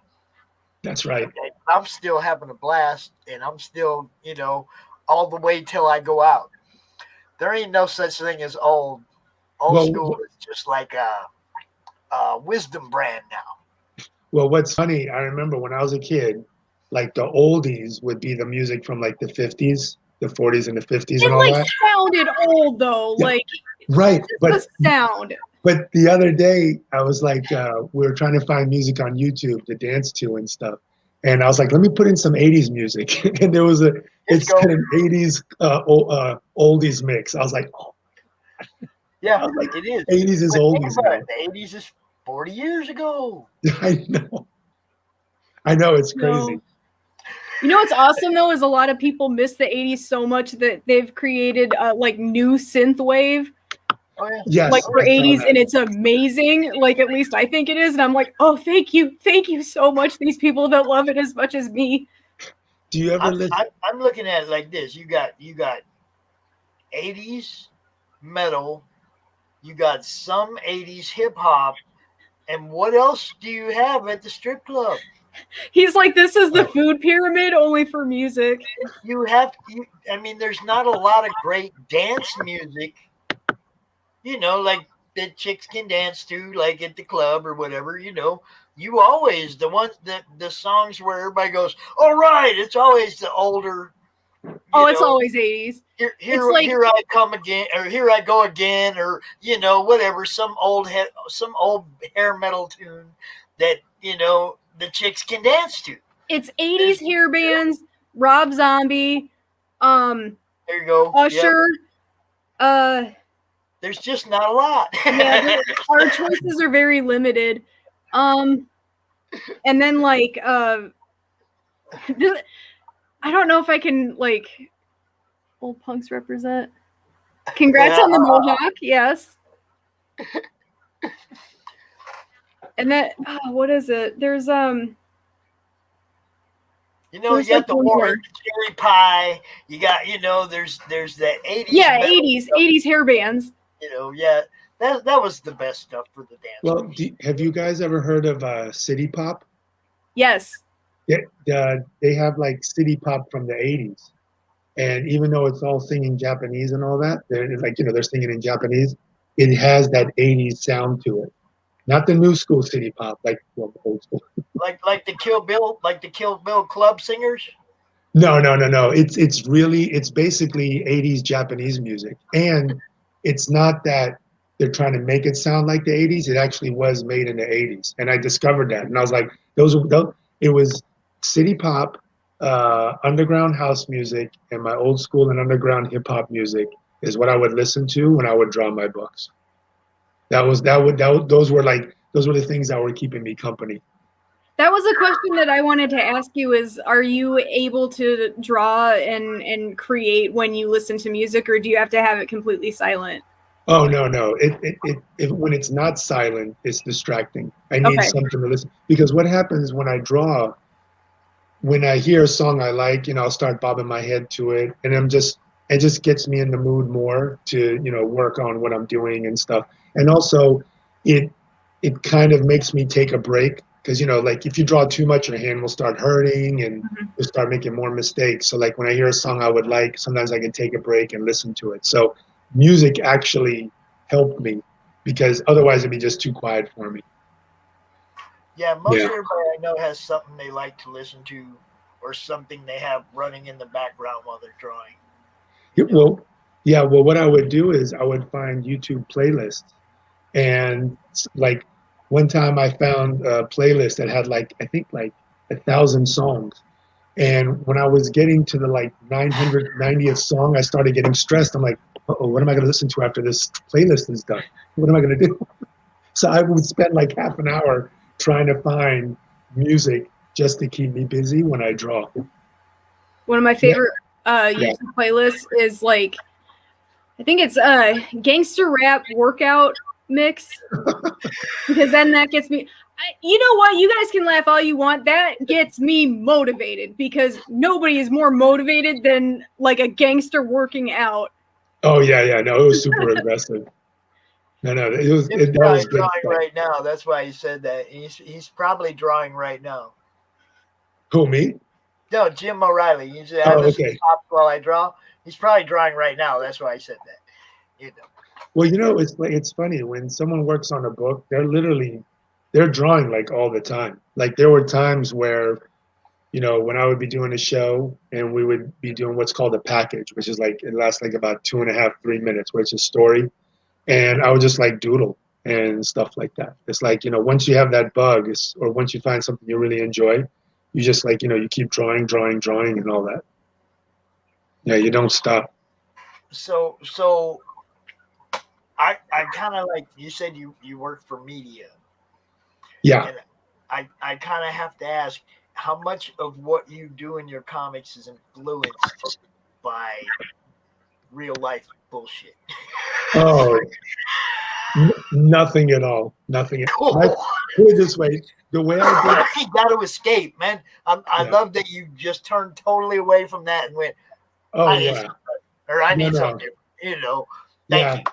No, my story, the story I did, it was straight and to the point. Basically, it's there's this good guy, he gets killed by the bad guy, and then the good guy's son comes, and then he goes and tries to attack the bad guy and his whole crew. I didn't want to create any filler. I wanted to be I wanted each page to be really substantial to the story. I'll give you an example. You guys have seen the movie Scarface, right? Oh, yeah. Okay. You guys have seen Coming to America, the first one, right? Yeah. So and have you seen Goodfellas, stuff like that? Of course. Okay. You'll notice the thing about those three movies, you can come into it at any time and say, oh, this is going to be something awesome here is going to happen. There's going to be something awesome here happen. So it's one of those movies that there's no filler. Sometimes you guys watch Star Wars, right? Yeah. Okay. So the Star Wars, they came out a few years ago. I think it was called, was it Rogue Nation? It was basically Rogue One. Rogue One. Thank you. Yeah, that was the one that was basically what it was, the prequel to that very first Star Wars in the 70s, right? Yeah. So I was all excited watching it, but there was literally a half-hour point in it where I was there's nothing going on. It was weird to watch because I'm when I was watching the other Star Wars, it was there was always something good. Every scene, there was something good. There wasn't like filler and all that stuff. And that's the same approach I took when I made this book. Is I wanted, let's get right to the point. let's set it up and then let the action start. Because there's too many, yeah, because sometimes you'll like that's what I was saying, like when I stopped buying comics a while ago, because they were like $4 and I was finishing it in 5 minutes. There's like a lot of like, there's like nothing happening. Where's the juiciness? Where's the meat of the dialogue? You know what I mean? I know, like, I don't know, maybe they're trying to create it, make it like a movie where they have a lot of still shots for you to interpret. But for me, it's like, look, you know, I'm gonna look at this picture that doesn't have any dialogue for like 2 seconds and then I'll move on. You know what I mean? But if there's dialogue, it adds emphasis to what's going on in that panel. Like the person that I feel like just does not mess around like that, because I totally understand that, and I see that all the time. And like there is a series though that like every single drawing you can tell that like they just knocked it out of the park. And I don't know if you remember Jim Ballant that used to do all those kick-ass Catwoman covers back in the 90s. Okay. But he has a series called Tarot Witch of the Black Rose, and that's my favorite ongoing series. It's been going on since I think it started in 2000 or 1999, but it's up there. I think they do it once every 2 months, and because he draws everything himself and he writes it himself, and every single drawing that he does is just fantastic. Awesome. He's a fantastic drawer, and he's just such a wonderful artist. And his wife Holly sometimes draws some of the covers, and it's awesome. And they're both wonderful human beings. I actually got an art print from Holly this week, so thank you, Holly, again. I appreciate it big time. But yeah, Tarot Witch of the Black Rose is gorgeous, and that's one of the comics that, like you were saying, it's like there's not a dull moment. It's like that is why I repetitively go back and read those over and over, is because they're so good. And it's like there's not a dull moment. And it's like what you're trying to do right now. It's like a lot of people don't get that, and for the ones that do, the fans remember. It's like that's the artist and the author that we're going to go back to because we trust them with our time. Right. Yeah. Because when I was doing the book, one of the things, it wasn't like a struggle, but it was a challenge for me. Like, you know, when you when you open a book, right? And well, I don't want to give anything away because I want to create anticipation. So you'll open the book, right? And you'll look at it. Hold on. And this is like Pops, make the screen bigger. Okay, thank you. So here's like the last panel. Oh, that's before cool. you flip the page. So what I tried to do was almost every last panel, not everyone obviously, because that would be too much of a challenge. I tried to create like a little cliffhanger to make the person excited about what's going to happen next. Is the hero going to get killed this time? And if he gets killed, what's going to happen? Is he going to get out of this jam? And how is he going to get out of this jam? So I wanted all those, and there's a lot of little mini cliffhangers. And I wanted all those pages where I wanted to create excitement to make you look forward to turning that page. Because the book I'm doing, as much as I probably would get in more hands, it would get in more hands of people if I did like a digital, like PDF file. I don't think it would create the same excitement, because what would happen is like you would just swipe to the next page. You just swipe.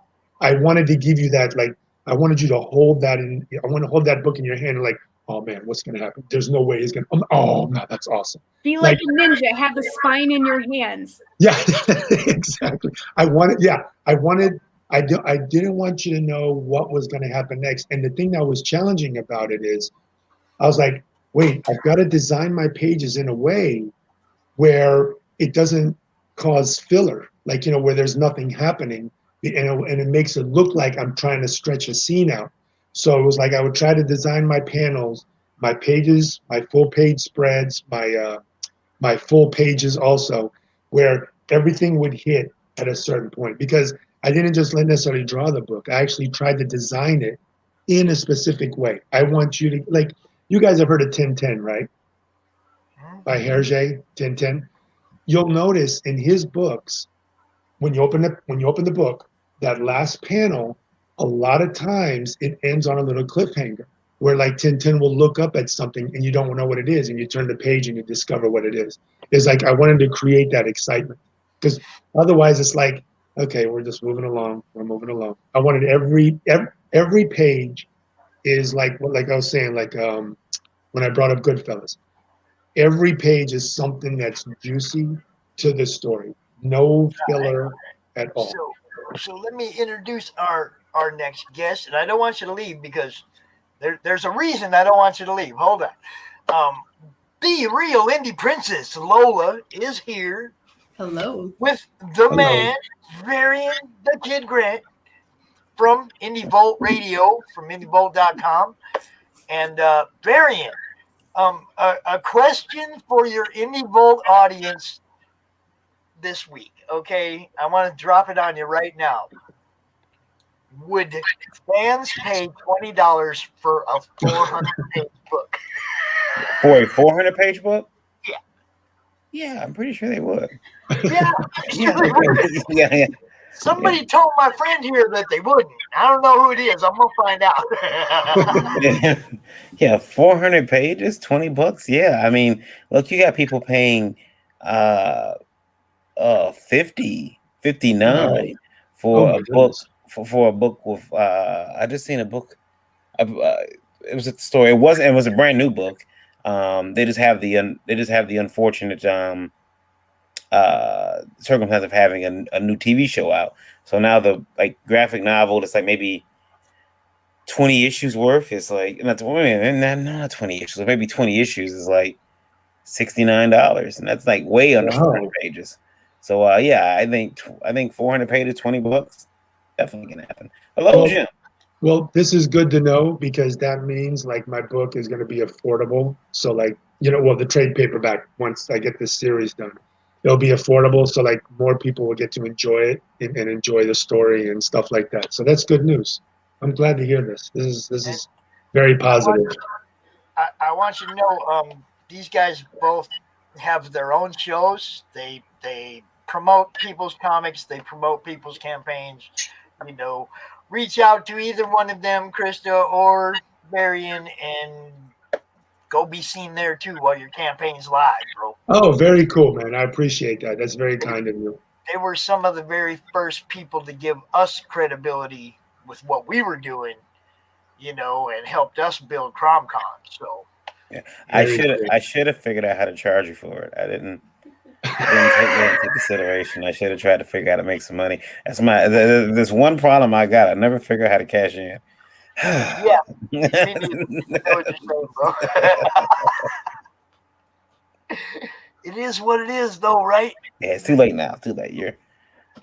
Are you guys going to go to any comic book conventions and stuff like that, or is it because of this COVID banananess craziness going on? We have been actually invited as Indie Vault to a few shows, which is always nice, because that means I have to pay for a table. But I'm also a publisher, artist as well. So I don't like mixing my company. So if I'm going as Indie Vault, if I've been invited as Indie Vault, that's what I'm going as. I'm going as Indie Vault, and I'm not going to take any of my books to try to sell, because that's just not, we do have a book, though, a book that has coming out from Indie Vault that we'll bring that to the show, maybe make some money. But at that point, it's about talking to the fans and everything who don't recognize me right now, because I'm not wearing my hat. I wear a raccoon hat.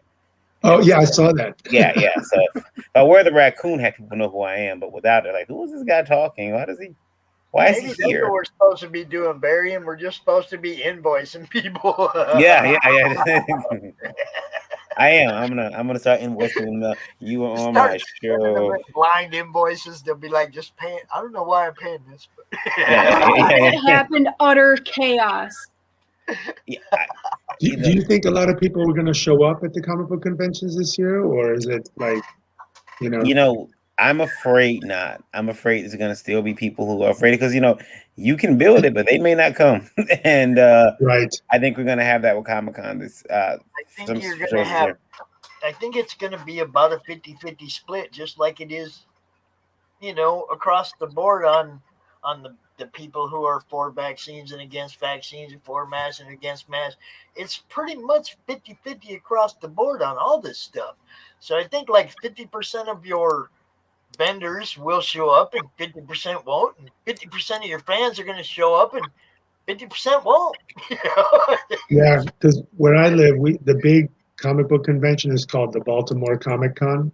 And when I went like a few years ago, and it was bananas. It was like just filled with people. And it was like, what was cool was you saw a lot of like the indie stuff and the non-mainstream.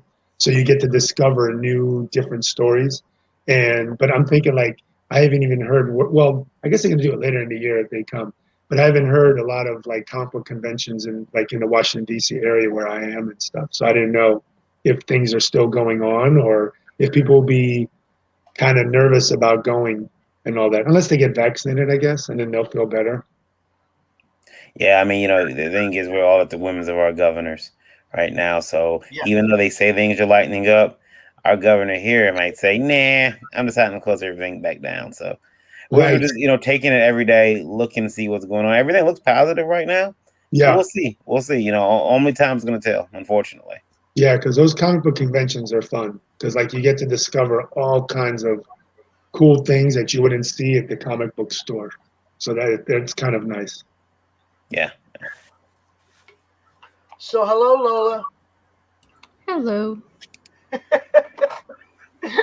I think it's time for you to share your screen, pop it up here. Let's start talking about this magnificent new project. Uh-oh. I'm trying to get my thing up actually, and I'm having problems. Oh, can I? Would it be okay to play my trailer for the? Sure. Okay. Let me set it up. The thing is, it's 2.5 minutes long, but interrupt me whenever you want, and I'll shut it down. So I don't want to bore everybody. Who's gonna have the hammer? Who's got the hammer? All right, let me see if I can find it here. Okay, you ready? Yeah, okay. Okay. Clicking it. There.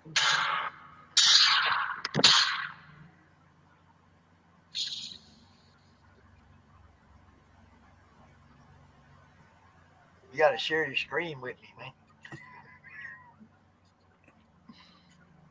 Oh, yeah, he's not sharing his screen, so we can't see it. Oh, sorry. Okay, let me see. I don't know how this works. So let's see. Just shoot the link in the private chat and I'll share it. I'll put it up. Oh no, it's like it's actual video file. But let me see. How can I share my screen? Down at the bottom where it says share screen, says share. Okay. Is it like a little plus sign on it? Yeah, open that and then there's a little box down in the corner. In the left-hand corner that says share audio. Okay. Let's see. Click that and then find your file and yeah. Actually, it might take me a minute, so I don't want to take everyone's time. Well, when it pops up here ready, then we'll go to it. But right now, okay. Bam! Lord! Oh, I got it working. We gotta get that banner out of Lola's face, man. I'm used to being able to move things on the side over here. I can't right now, but yeah. I can move things though. Yeah. All right, so Lure. Yeah, Lure. Man, I'm so tired. And the tour already just started. Yesterday, I was on 3 different shows back to back. Now I'm in my stop here. It's just begun, sweetheart. You got 60 days. I'm holding it together. But it's my anniversary, so I'm tired. Yes, it is very. You can do this, Your Majesty.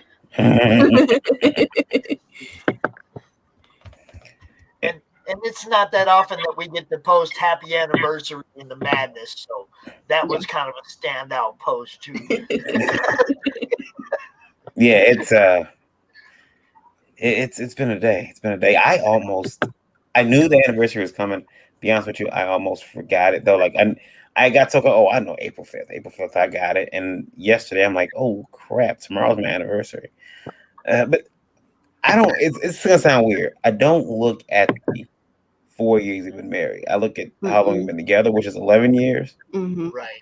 So for me, I look at that more than the anniversary. But yeah.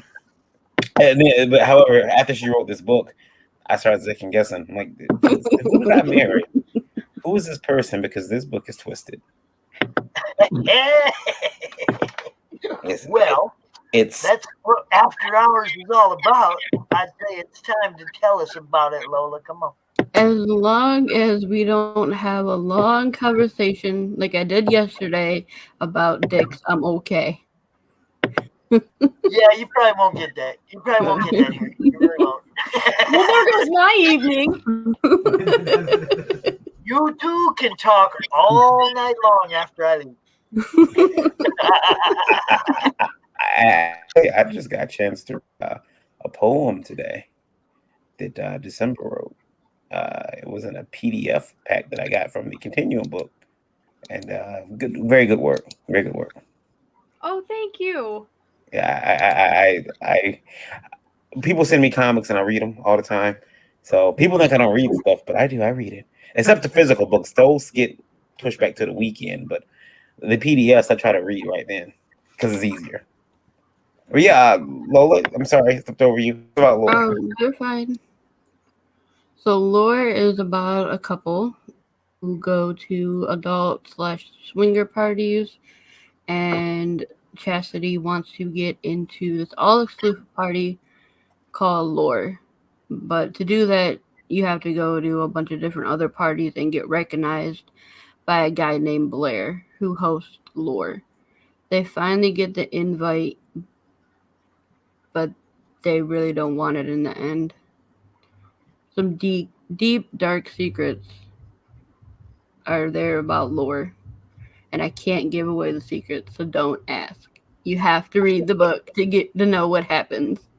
You say we ain't giving you the secrets. Don't ask. No, I am so stoked for this. Oh my god, I pledged like as soon as I read the description.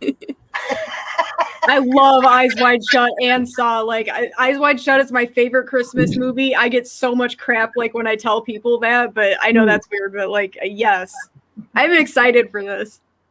Thank you. I have heard. Yeah, I have gotten. I mean, I've had people go, "Man, that looks kind of rapey." And I was like, "Man, come on! It's a damn comic book." You know?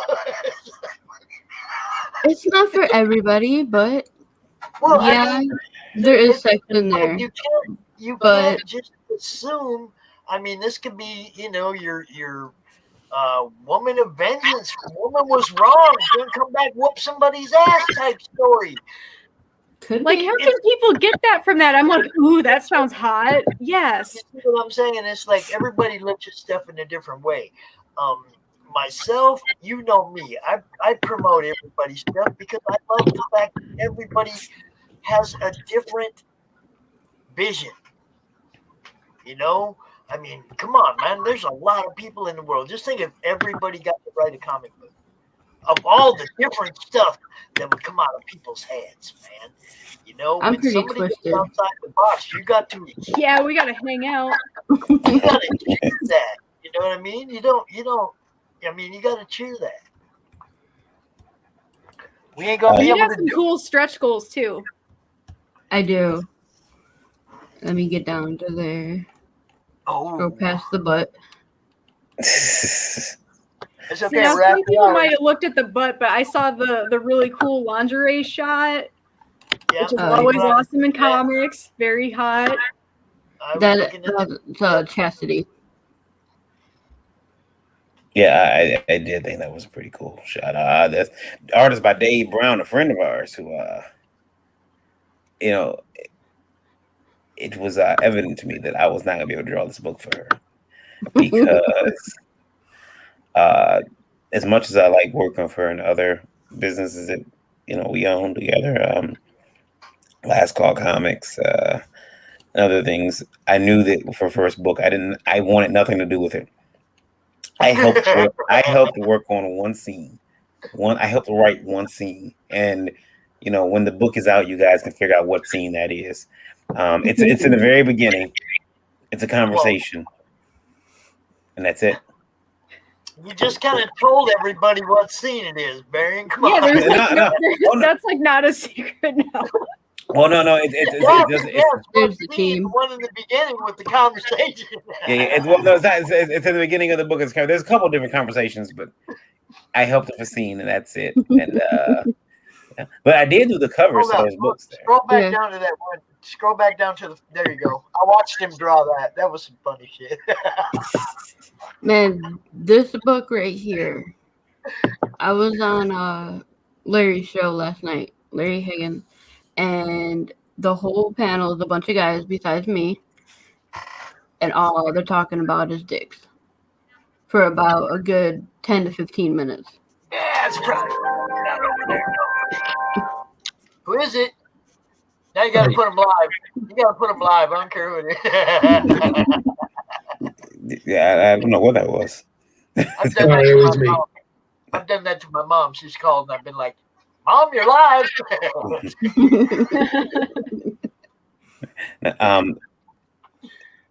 That is that page was fun to draw.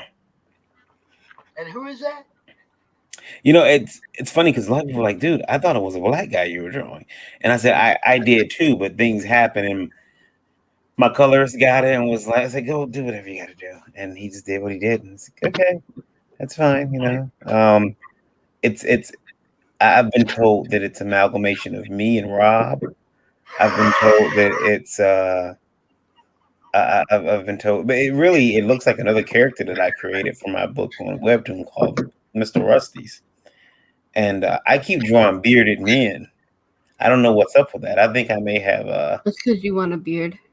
Yeah, either that or I have some really horrible. I may have a fetish for bearded men. I don't know. I mean, I've been wholly irresponsible at this point, if that's the case. Because I'll show you. I am drawing. I'm learning how to draw digitally.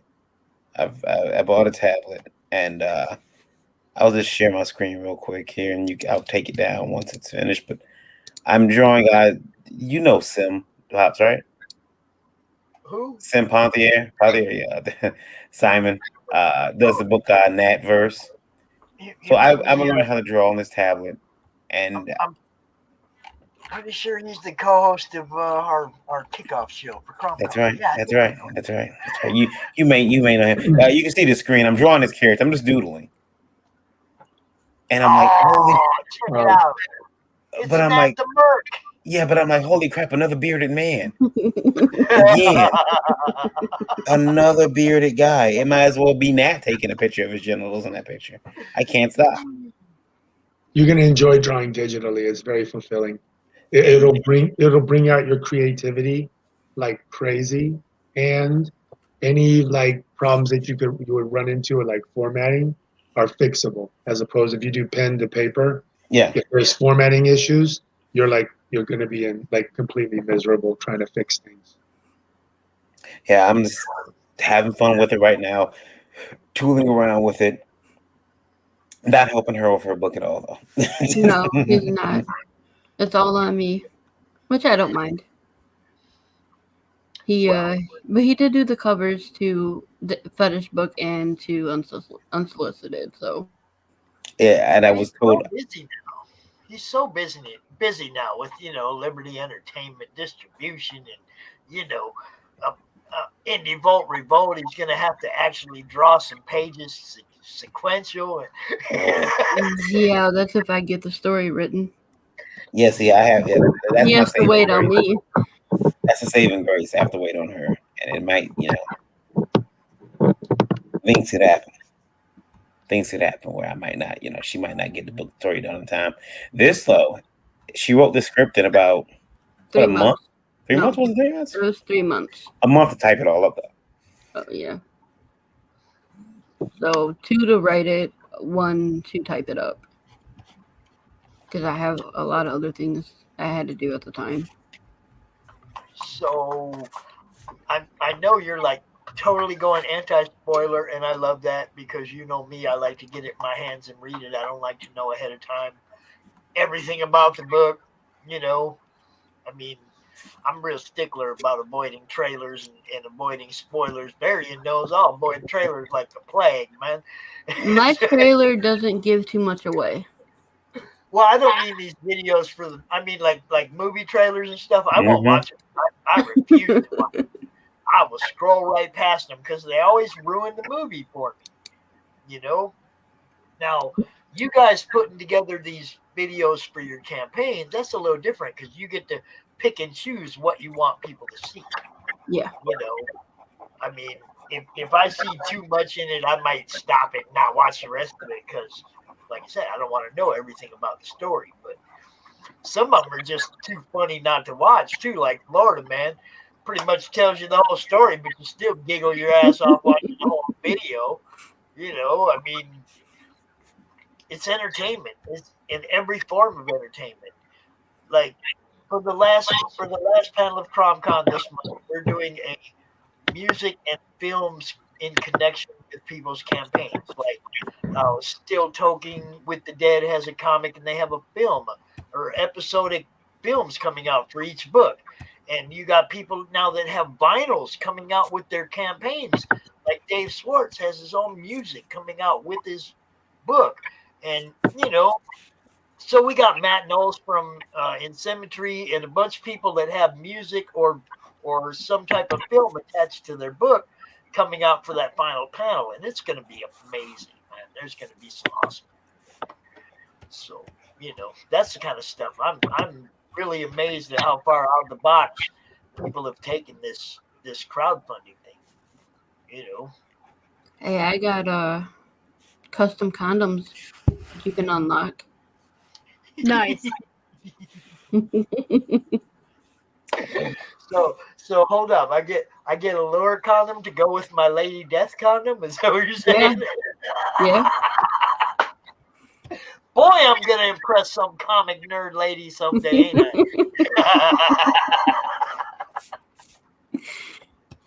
I? Yeah, highly unlikely. It's gonna say I don't think that's gonna work. I don't know, man. I mean, even if she was a comic fan, do you think she'd be like impressed if you popped out with a Lady Death condom? It's gonna go one or two ways. She's either gonna be like, "Oh, that's awesome," or she's gonna say, "You fool! Don't open that. It's extremely rare. Item." That's what I would say. Don't open that. I'd be like, now look. If I was her, I'd be what? How old was the campaign that came from? What's on the condom? Is it artwork or? Well, I mean, on the package it has the Lady Death. It has Lady Death on it. You know. Yeah. Oh, got it. What about yours? What about yours? Laura? Mine's on the wrapper. Oh, got it. What does it have though? The key, or what do you have there? I'm gonna have the logo, and I'm not sure about anything else. I want it to look like the invite. Okay. The lore invite.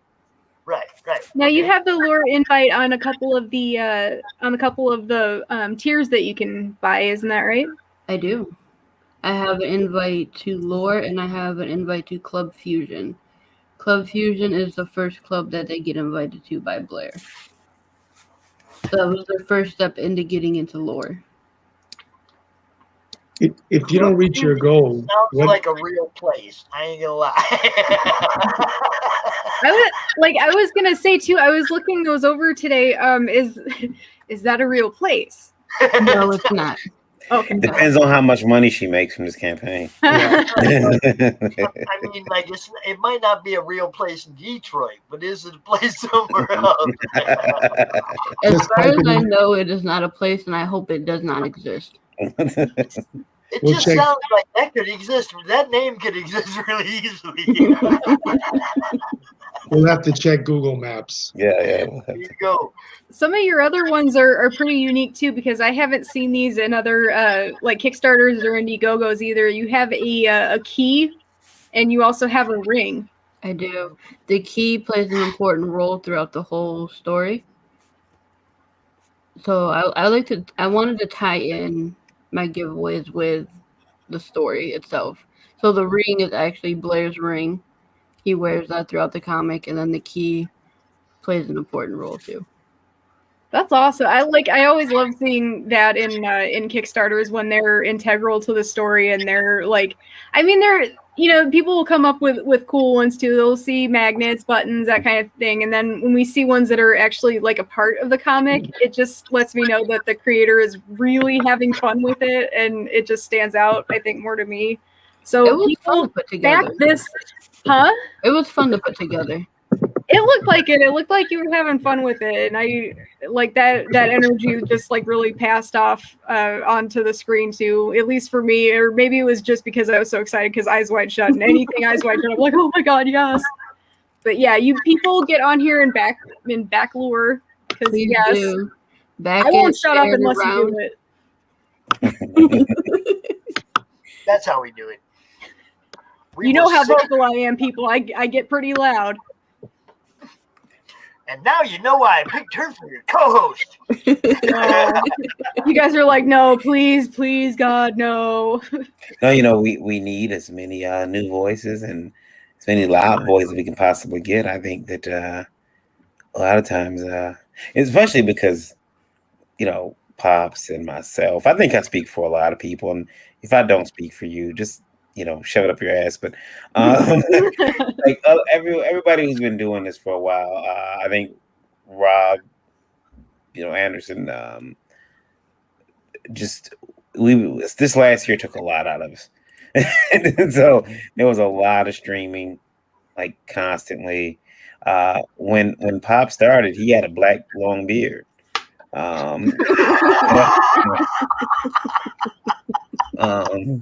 Look what this stream has done to him.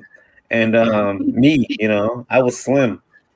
I looked like Will Smith. Now look what's happened to me. So we're tired. We get tired. So it's nice to have new people to come in, kind of take up, you know, take up some room and help promote these books. I love seeing that. I think that what I took away from that is that you still went back to the beard. Yeah. I did. I have a problem with beards. I have beard envy. Because if I could grow one, I'd probably do all kind of weird stuff with it. I'm the opposite. I'm the opposite. When I draw my characters, they have a lot of hair.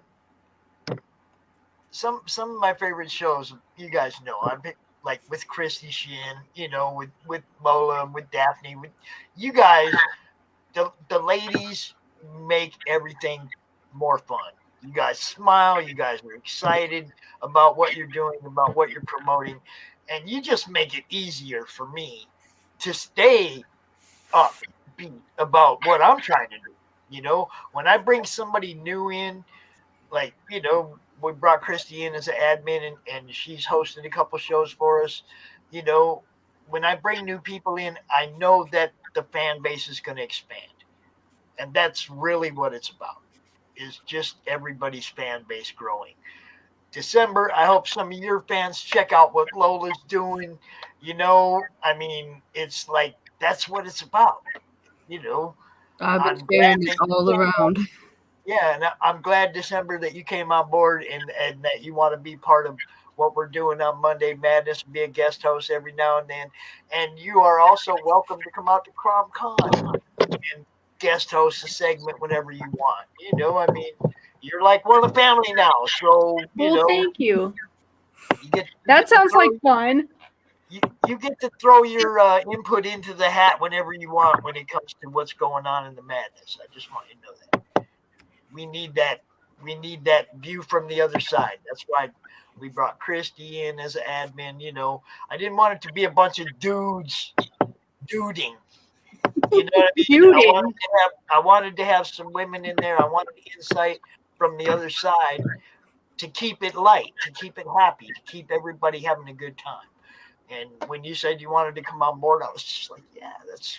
I don't know, man. Like light, happy, and having a good time, like maybe wouldn't be the first three things I would use to describe myself, but for a lot of chicks, maybe, but some of the chicks that I know, maybe not.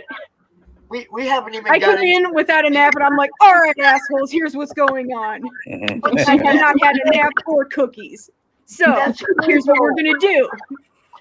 And look, now that's pretty much the female version of Pops that works perfect for the madness. I was thinking that'd be awesome if she was like a school teacher and walked in and told the kids, "All right, little assholes, here's what's going on." Yeah, that's inside my head a lot of the time. I'm just like, I can't today with you guys. So, oh my god. All right, what are we gonna do? Okay, I'm pissed off at shipping. So here's what we're gonna talk about. Take some fucking initiative, start caring about your customers, and start bubble wrapping some shit. I am so sick of this crap. I don't want to have to reach out to you. I should not have to reach out to you. This is my third damn email to fucking Kickstarter. Marion, am I right? Am I right? Is she like, yeah. That sounds good to me. And I consider myself a reasonable person, but damn it, when I get an international envelope that does not have any bubble wrap, that is not backed on either side of any, like, the comic is not backed at all with any kind of fucking wrapping of any kind. You've sent this international mail. Why? Why have you done this to me? I paid your shipping fee. I'm not even gonna ask who did that because I won't say that because that's like I feel like that would be unprofessional if I did that. But like, and I also give everybody a chance to make it right. I'll send them pictures and I'll say, hey, can you tell me what happened with this? And then I'll give them a chance to make it right. But if they're gonna be, dicks about it, then I'm like, all right, well, I'll show them the unwrapping video. It's gonna go on Facebook. Here's the link. Mm-hmm. You guys think I didn't take a video of me unwrapping this? Do you know what I do on Facebook? I unboxed everything live. Like, but the other thing too is like I will take unwrapping videos of me having a good experience, and I will give credit to where the good people are, and I'll make sure that they get acknowledgement too. But I'm getting so sick of it. It's like we have so many crowdfunding campaigns right now that the creators rely heavily on only their fans putting together the funds to make their projects happen. That's the only place that they get the funding. And then they turn around and they're treating the shipping which is essentially the fans' items at that point that they've paid for, and they're just shoving it in the envelopes and kicking it out the door. And then they blame it on the post office. It's like, we can tell the difference. We're not stupid. Yeah, it's like I've heard them say, oh yeah. And I've heard them say, oh, well, it's the post office's fault. It's out of my hands at this point.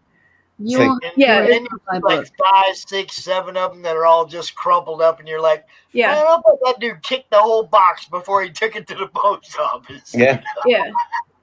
And I'm like, look, I'm not a fussy person by any means. I've never given anybody a hard time about a shipment or something taking a long time because of COVID. I never ask about that ever. I get that it's going to take a long time, but as soon as a shipment comes in where there's no care taken at all, I'm like, what the hell, you guys? I try to give you guys as much leeway as I can, and then when you do this to your fans, it's like, come on, man. We paid your shipping, we paid for your campaign. At least try and treat this like it's our item now. We want to fund your dreams and your goals. What the hell? If you don't believe in your goal, then why should I? Well, I mean, I know anyway. I buy everything, even when I go to the damn local comic store, I'm still looking for the best condition one on the rack. Yeah. Yep. I mean, everybody has to understand the condition is a big part of collecting comic books. Yeah. I mean, a big part of it.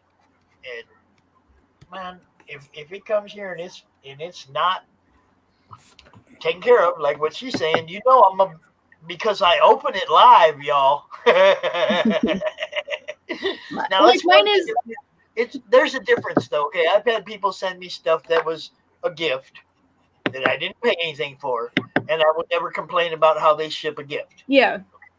But if I paid for it, look, I open everything live in comic-related unboxing. So if you send me a crappy package, it's going to get opened live and everybody's going to see it.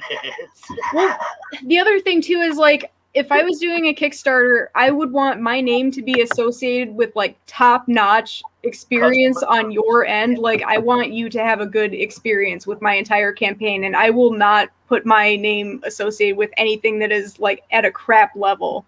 Like I want my name affiliated with a really good experience, like the whole way around. And I would be embarrassed if I had my name on some of this stuff. Like I think the majority of people that are on here would feel the same way. Hey, come here. Come here. Hey, I have a visitor, and I want to. Sorry about the beard envy that's gonna happen. This is the beard that I was talking about. It's Brian the beard. Come here. The camera's over here. Oh. How you This is doing, the Ryan? ginger beard of glory. Yeah, see, yeah, and I have more beard envy. I can't get mine to just. Welcome to Monday Madness. So this is the square box right here. He wants to grow a beard, and it's like it's almost sexual the way that he talks about beards. It is. If I can get a beard, man, I mean, it'd be great. Yeah, I'm gonna start. I'm gonna go to the store and get like Rogaine, put it on my face, and see what happens. Because like this patchiness has to go. Keep at it. Just don't shave. Mine grew out of pure laziness. For me, it's just this part right here. We don't worry about it. We can trim all the rest of that down.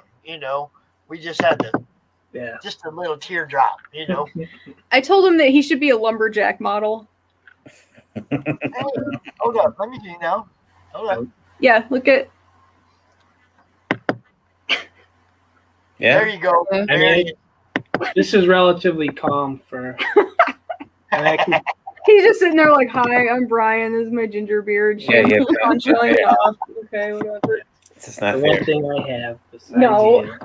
No, he's got Mortal Kombat collection and Batman that for some reason he lets me around and thinks I won't steal it. Well, I know where you live. So. Yeah, that's true. Yeah. Well, it's nice seeing you guys. I'll probably you'll see me again bet. sometime soon. We'll grab something to eat real quick. Thanks for coming out, man. Yeah, nice seeing you guys. That was a rare appearance. He like never does this. Thank you, honey. We like that. Lola, Yes. more lore. What you want to know? I want to know, why did you decide the Swingers Club was where you were going to take your first adult themed comic? I mean, there's a lot of different places you could take that. Why was it the Swingers Club? It fit the storyline and how I wanted the story to go. It fit the story. Okay. So that was the hook. Yeah, I have a story to tell, and then like the sex and everything is secondary to me. That was just added on to help the story go where I wanted it to go. I got one for you if it's okay. Go ahead. How did you know you wanted it to go in the direction of it? It said on there that it meets Saw. How did you know you wanted to go in that direction as opposed to something like lighthearted or something like not superhero, which is a lot associated with comic books these days? My story was therapeutic to me. I put a lot of emotion into my story and a lot of things that I went through personally. So the torture and things that happen is not necessarily what I experienced directly, but I witnessed, I saw. So I wanted to put my experience into a story and share it for everybody. That's why it went the way it went. For me, I think that watching her do it, watching her write it was I think it helped her a lot because she had like a lot of stuff that, again, when she was 18, she's told the story before, but she went through a lot. And I didn't meet you till you were 20, so there was a lot of like things she was going through still. So this took a while for her to be able to write. Of course, I knew a lot of stuff that happened to her, but when she finally decided to do this and do this book, I thought, well, okay. I thought maybe she petered out, but she knocked it out the park. I mean, every day she was working on it. It was really cool to see her do that, and I really can't wait till everybody sees it either because the script is really good. And she worked really hard on putting it together. So Now, when you watch wrote it, oh, go ahead. Sorry. I was going to say, so you got to watch it have sort of a therapeutic value. It does. Yeah, it was very therapeutic to me. Besides the therapies that I'm getting and all that, I felt writing down events that happened to me or that I saw and getting it out there in a different outlet was very helpful for me. Yeah, Now, did you have a schedule that you stuck to when you wrote this? I know that the time frame that you wrote it, it was said that it's like a little bit shorter than most writers doing. What you did is probably shorter. Did you have a set schedule that you stuck to, or did you just sit down and write and not really keep track of that? I didn't keep track of it. I wrote when I felt like it. One day I wrote 23 pages. That is hauling ass. Yeah, I just got in the zone and I had to get these 23 pages out. And that's what I did. So just whenever part of the script came to me, I wrote it. So do you want to play that trailer, that video? Oh. Um, No. This one that she's got up here. And then if you want. Yeah, hold on. My husband's gonna have to share it because I don't know how to do the audio thing. It doesn't work really good with me. I got it. We had audio problems earlier too with another trailer. I'm gonna stop sharing and I'll let him share. Here we go. All right. How you doing, Dean? Dean's in the chat. Dean from the Embrace with Michael Oden. Right. Let me know when you guys are ready. Bam! That one. All right. Here we go.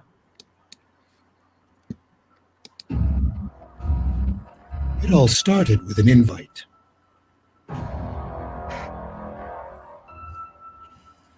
Then you wake up in a cage. You would never expect what happens next. Who lives? Who dies?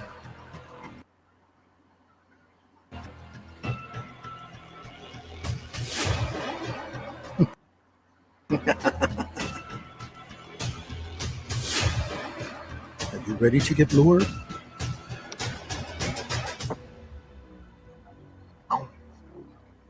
I like the evil laugh. Who did the evil laugh?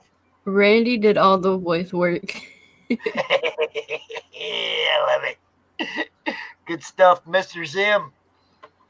Yeah, the funny thing is his own wife didn't recognize and wouldn't believe that he did the voice work. Oh wow. Really? It's kind of funny because I was talking to Randy today. Invited him, of course, to come out to CromCon, and he said, that day was their anniversary. And I'm thinking to myself, Varian, tell me if this doesn't sound about right. When I first met you guys, I think was right around their anniversary last year. Yeah. Probably. Because it seems like I remember telling him happy anniversary when I didn't know it. You know what I mean? Like he was just like I had just met you guys. And it was his anniversary coming up like the next weekend or something, And it's kind of funny because they're going to be driving like right past here on their anniversary drive to their destination down there in New Buffalo. They're going to be driving like within a few miles of my house. Yeah. On CromCon Sunday. And I was like, wow, that'd be kind of cool if Randy could stop in here and make a live appearance. You know, like right here, sit here next to me. That'd be cool.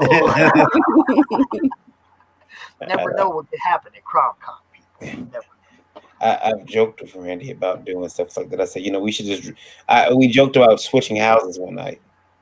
Like I'll drive to his house, he'll drive to mine, and we'll just do the shows from each other's house and see how that would freak people out. Like, why are you? That would be good. Shenanigans. You in his basement. Yeah. That would be good. Yeah. Spanky, grab all the Spankies. Yeah.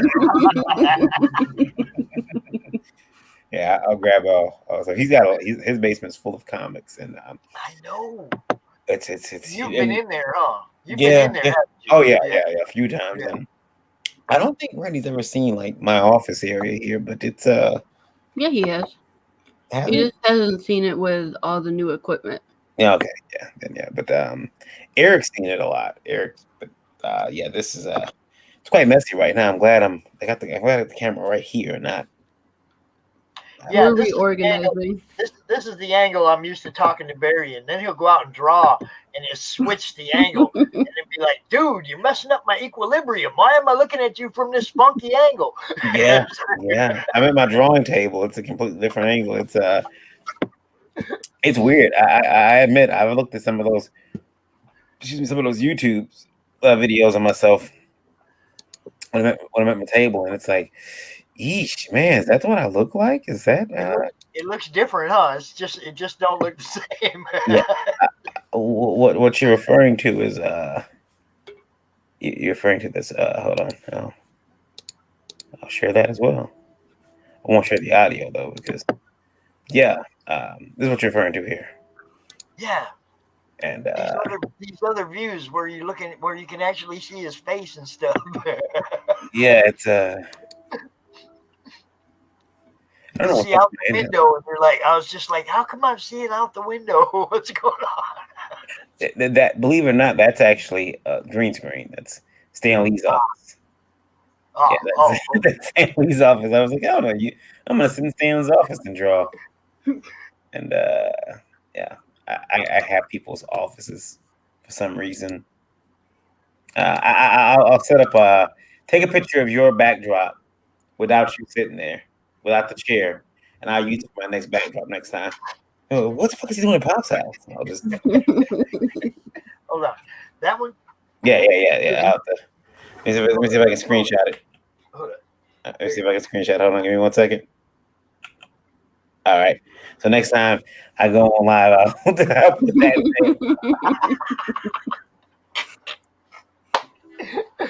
That'll be good. When's that?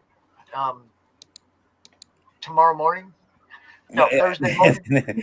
Thursday morning. Whenever I draw next time at the table. I've been working with the digital tablet, but I got some regular drawing I got to do pretty soon. So yeah, you got to finish my page.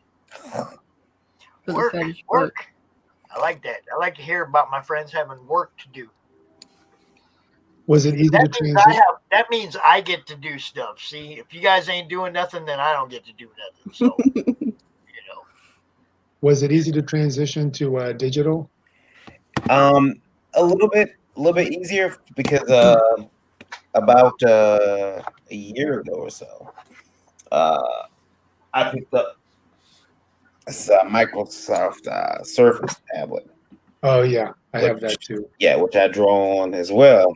So this was prepping me, and then I kept seeing everybody else doing more digital stuff, and I'm like, well, all I got is a Surface tablet, and maybe I should draw on a Wacom, and bit the bullet when got one. And stop yawning. I'm sorry. I have not had very much. You said bit the bullet, and went and got one. You mean Lola got you one? Is that what you mean? No. She actually was she told me not to get one right now, and then one of those. She wanted me to wait, and then when you get your Biden bucks, you're like, I think I'm gonna go get a Wacom. I've got money from Uncle Joe. And How was the transition Uncle of getting? Donald when he gave you more. Yeah. What did you say? I'm sorry. You said I was transitioned from what? How was the transition of like, like when you write when we're drawing on paper, you've got that resistance of, but when you do on a tablet, there's like nothing there. Like what I did, basically, I would place I would tape a piece of paper over my tablet to give me that resistance. But was it weird going from paper to tablet because it's a lot more, I don't know, like slipperier? Initially it was, and then I bought a film for the front of this surface. Right, I've seen that. Okay. Yeah, and they got a film that it basically mimics the paper. That's so helpful. That's when you're Yeah. I did like, the cheap version. I actually got a piece of paper and I taped it over it. And it made a world of difference in the drawing. I don't know, because what was happening is, for some reason, when I didn't have a paper, I was gripping my pen so tight, like after a while my wrist would hurt. So I was like, wait, let me just put a piece of paper over it, and hopefully the sensors will, go through the paper, and it worked out. So okay, that's good to hear. Yeah. Now with the Wacom, the Cintiq here, I guess it already has a film over it. Oh, okay. I didn't feel any of that. I was able to go from this, but I think a lot of that came from just the prep of having this. Right. So, yeah, that tablet is like super helpful because you can literally draw like it's your notebook, and you can even do your doodles and rough sketches, and then when you get home and to your main like thing that you draw with, just transfer the files over. It was a time saver for me like crazy. They're right in the cloud, so I just bring them right on out into the back and forth. It's kind of cool. This is also invaluable for you going to cons too when you're working. Oh, yeah, that's right. Good point. Send the art to the cloud. Make sure you close out the cloud on your computer though, because it will. If you go when you get somewhere, it'll tell you I can't access this file because it's open another location. If you live alone or everybody who's lives with you is with you, boned. So you might as well just make sure you close it down so that you can have access to the cloud from your system, from your portable system. But yeah, I think I'll keep doing both. I'm not going to give up one. I know some people who they're like, I just do digital now. I don't draw traditionally. I can't stop. I've been drawing traditionally for so long that it's going to always be there. Yeah, sometimes if I didn't have my tablet, I would do my doodles and I would get my ideas, on a paper. And then all I would do, literally, I'll just take a picture of the rough doodles I did into my main program and draw it over. Or when I was on the train, I would just draw it on my tablet and then transfer the files over. And it was such a time saver because, when you're on the train, there's nothing to do. And when you're doing doodles, it doesn't matter if the line's not perfectly straight. It's just rough sketches and stuff like that. It saved me so much time. It was crazy. It was like a lifesaver. Another interesting thing about this, and I don't know if anybody else has had this happen, but it's weird. I prefer right now, and this could change. I prefer Clip Studio on the tablet, drawing in it on the tablet. And not Sketchbook, but on the Wacom, the Cintiq, I prefer it the opposite way around. So it's really weird. I don't get that, but I'm sure it will. I'm sure everything will level out in a couple of weeks once I get more accustomed to this one. I got another question for Lola. Mm-hmm. How tall is the chair you're sitting in? Not very. I mean, if you're wearing them heels. Oh, my knees are like almost touching my boobs. Okay, I was just wondering, are you sitting with your knees up or are you sitting in a tall chair? My knees are up. Well, actually, right now, though, I have my feet like crossed and they're like Indian style underneath my desk. So it's kind of more comfortable. But if I put my legs straight up, we just have to draw attention to shoe cam every now and then. It's part of the job. There are more shoes that someone sent that we don't know who sent them. But Oh, come on. You know who's sending them. well, we know who's sending them. They just don't put their names down when they send them. All you got to do is look at that return address. You know who sent them. Doesn't it go back to the company, I think, if you return them? Yeah. Yeah, it goes back to the company. It's a wish list. So they don't get my address, and I don't get to see theirs. Well, I still know who it is. I've been joking with Pixel that it's him. I'm like, I know what you're doing. You're sponsoring you're sponsoring the shoe cam. I know what you're doing. I know, and this is see him. See him? You see him? Did you see him? Yeah. Well, he told me, he said, Indie Crime does not sponsor shoes without our logo. I'm gonna go look into putting logos on shoes. Hey guys, it's 10:30 my time, so I gotta head out. But thanks a lot for letting me hang out with you guys. Y'all are like really nice people. Hey, I was gonna say we got a few spots left for that April 25th PromCon. I'll talk to you about it if you want to grab one of them last few spots. We haven't seen the trailer, Pops. Oh, that's right. I forgot all about it. Let me see if I can do it. Let's see if this works. And like I said, just interrupt whenever you want. Let's see. Varian, I think, might be over there drawing. I think he's the only one, though. Yeah. Well, yeah, and it's weird because I'm drawing on two different tablets. I got this one and the other one. All right, here you go. Let's see if this works. All right. Let's see. It might take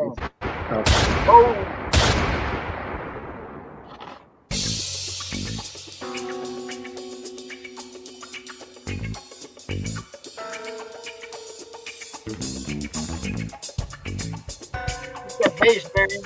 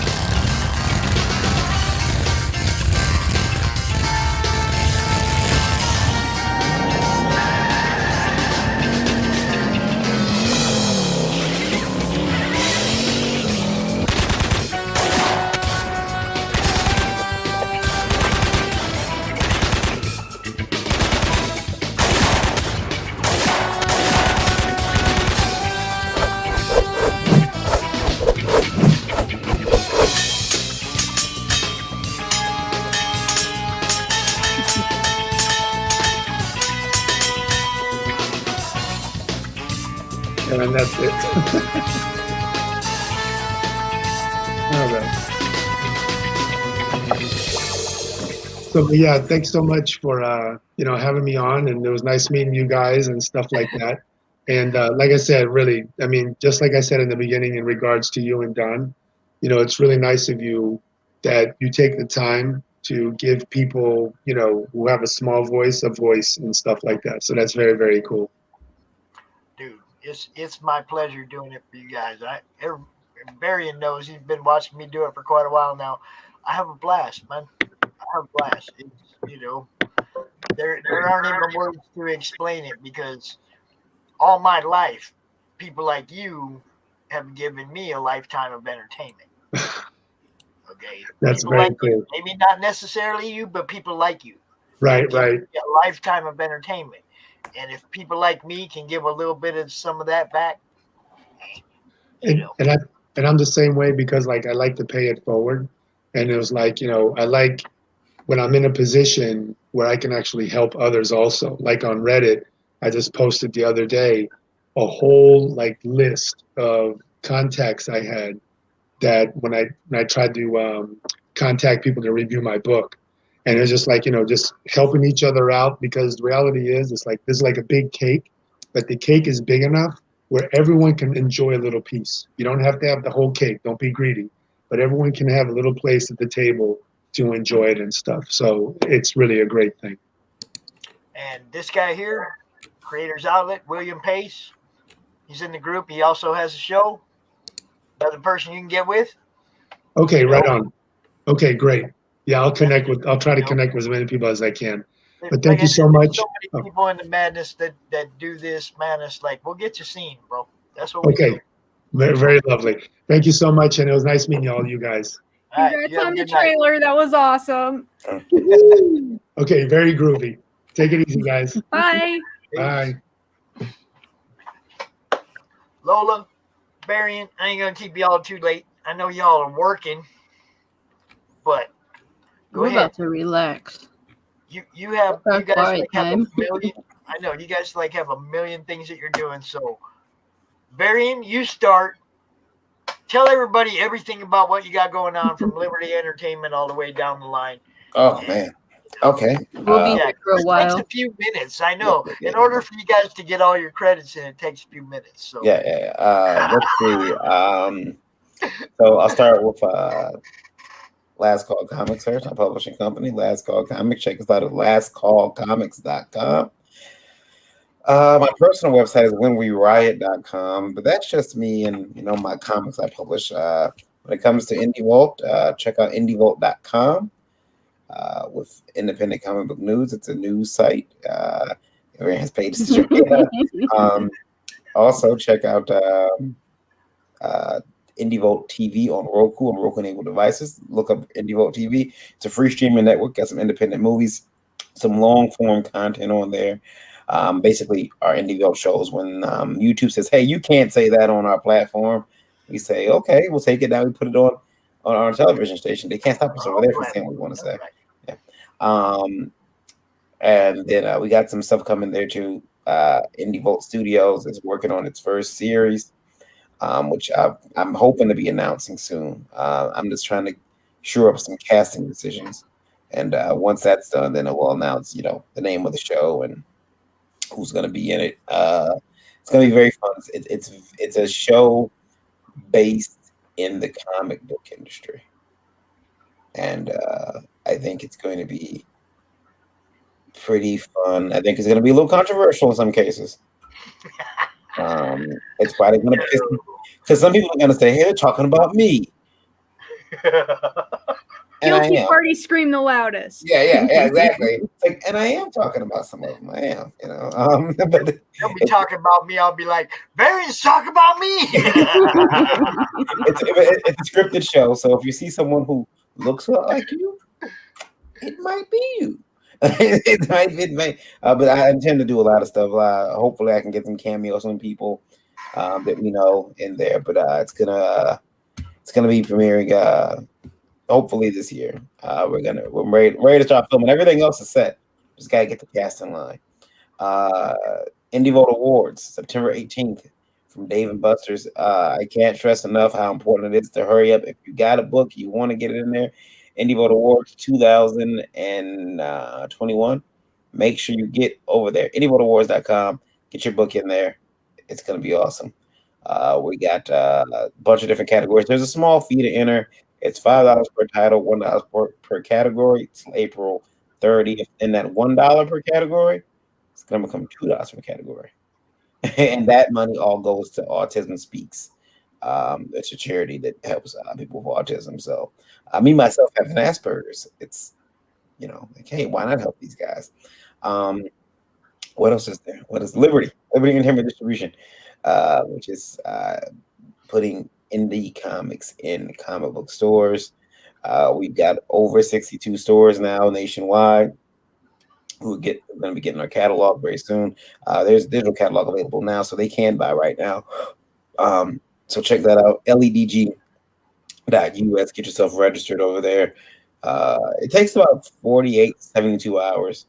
Sometimes a bit longer, depending on how busy we are to get, from registration to in the catalog. But it's a legitimate enterprise. I've been working on for 5 years building that. Very quietly, and not so much quietly, but very. I was making sure that everything was okay because we don't have. I just seen a distribution company launch, and they basically said, "Hey, let me take Diamond's formula and use that." Yeah, and it's like you're just recreating the problem, and it's not going to Oh, work. but That's I'm not. nicer. Oh, but I'm a nicer guy. I won't treat you like that. Yeah, it's like It wasn't how the family was treating us. It was the way they ran their company. When I seen people say a $5 book, the return for them on a $5 book was $2. I was shocked. Here's what I don't boast enough about, and I probably should. Liberty doesn't take any money from creators. They're taking money from creators. I'm a creator myself. I know how it is. You sell your book for what you want to sell it for. If it doesn't sell on the catalog, whose fault is that? It's like it's the price that you made it. If that's keeping people from buying it, maybe lower the price of that book. Mm-hmm. And nobody who's with Liberty has tried to sell the book for cover price to the creators, to their credit, or to the vendors, to the store owners. They have not done that. They're like, okay, I understand the game. I understand what needs to be done. And I want to make sure they get as much money as they can. I'm not taking anything off the top from them at all. That's not how Liberty does business. That's not how we make money. And we take care of the product. We ship the product in the best boxing we can. December would be very proud of our I already am. Like, I already stand behind you guys. Like, I'm in awe of like what you just said for the past 5 minutes. So please advertise as much as you guys want on my page. That's incredible. It's you got to put away a half hour for these guys to talk about where you can find them and everything. I know that's like you're gonna need an entire list. Yeah, Lola's is actually a lot quicker because she just tells Actually, her. I don't know if you were paying attention, but he has the list written on the inside of his eyelids. Yeah, apparently. And then we got this and this and this and this. and then that's pretty much it. Then she go check out Indie Revolt on Indiegogo as well. That is funding right now. Over 120 pages right now. If we get to 200 pages, that man up there has to. If it gets 150 pages, that man down there. Yeah, 150 backers, that man down there. Got to get there first. 150 backers. Yeah, so it's moving, and I'm very happy to be part of that. Even having a company's name on it. It's from Arrow Comics, but Randy did me a bone and we put Indie Vote on there. So that's it. I'm done. Neither of us were stopping you. Mine is a lot simpler. Just go to Linktree, look up indie_princess, and you'll find all my links there. And if you want to catch me around Indie Vote Livewire every Tuesday night at 9 p.m. And then I'll be hosting Geekgasm every Wednesday night at 9 p.m. And I'm on tour right now, so you never know where I'll be with my book Lore, which is funding on Indiegogo right now. So please go back it. If you can't back it, please just share it out to everybody so everybody gets a chance to see it. Yes. Share it, like it, love it, all that. December. Tell everybody where they can find you. I'm everywhere. December is no longer just 1 month out of the 12 months. It is every month. You can find me at facebook.com/MissDecember32. Twitter, Insta at the Miss December. OnlyFans.com/the-Miss-December. My OnlyFans is not going to break your bank or your relationship. It's my cosplay pictures. I'm not going to cause a war between you or your family. I don't do anything that my 5-year-old self would disapprove of. I like lingerie and cosplay, and I appreciate those kind of styles. So if you do too, you can join up on onlyfans.com/themeisdecember. Go back. Oh shoot, there are so many right now that like Just say all of them. Go back all of them. Go back all of them. All of them. I backed Lore today, so Thank within you. like 5 minutes of seeing, you're welcome. Within 5 minutes of seeing it, I read it. It was right up my alley. Like we were saying earlier, sharing is the biggest, one of the biggest things that you can do if you're not able to back it right now. But I strongly suggest you consider it if you're able to, because I'm doing it and all the cool kids are doing it. So please consider that. I'm so excited for it. There is also Wendy Steenshiner to follow, because she comes out with really awesome Kickstarters, and she was the one that gave me my very first cosplay cover, which is now sold out. She is an amazing person, and she is one of the people that will share and help support you. And she's just a really positive person to be around too. So like Pops, if you want to help get your name out there, she's a good person to consult also. You can see these two lovely individuals on my page too, because I'll help promote them as well. And I, like I said earlier, am in awe of them and all that they do, because my like 3 sites compared to V's like 47 of them are just like not enough now. So We're a powerhouse couple. Yeah, like they spent their anniversary talking to us on this show. So how cool is that? You know, I think it's awesome. I've ruined her life. It revolves around comics and art now. She's like, yeah, and just wakes up in the morning. Have you read this issue yet? It's complete crap. I think that's a sign of a good couple, actually. Yeah. Like, what did you think of this issue? I think earlier I was saying something about if I had my, female that loved comics and all that, I'd probably be broken. I mean, it's like I wouldn't know what to do if I had somebody that loved the things I loved to hang out with. It'd be like life changing. I will say this: King Kong versus Godzilla, Godzilla versus Kong. In this house has been a point of contention. I'm the only person walking off with a big ass smile on my face. I'm the only person. You were the only person that what? Walking around with a big smile on my face, because look, a 59-year-old wrong has been righted in that movie, and I don't know if you guys have seen it. But okay, here's my thing. In the trailer, they made Godzilla look like a bitch. Well, yeah, I understand. Yeah, well, that's why I don't watch trailers, because they never give you the story right. But I have not seen it yet. We're gonna do it soon. But the trailer is one thing. The actual movie is quite another. Cool. And listen. Shut your brain off, eat the popcorn, watch it. It's not a movie they don't want you to think. Yeah, that's what I'm there for, because the last Godzilla movie, like it was like you get an action sequence after you put up with like an hour and 10 minutes of talking. Mm-hmm. And I'm like, I can't do this, guys. Like, just I want to see some monsters. Just give me some monsters. I know what I got into. That's not theater. Just give me some monsters. I want to see some Godzilla. Damn it! I don't want the human interaction. Yeah, like I don't understand. I just want to see some Mothra. They did this movie, and there are points, and there are now during the fight, there is some physicality, and there's some emotional things during the fight. There's some emotional things in the fight, especially that last fight. I'm like, yes, this is how it's supposed to happen.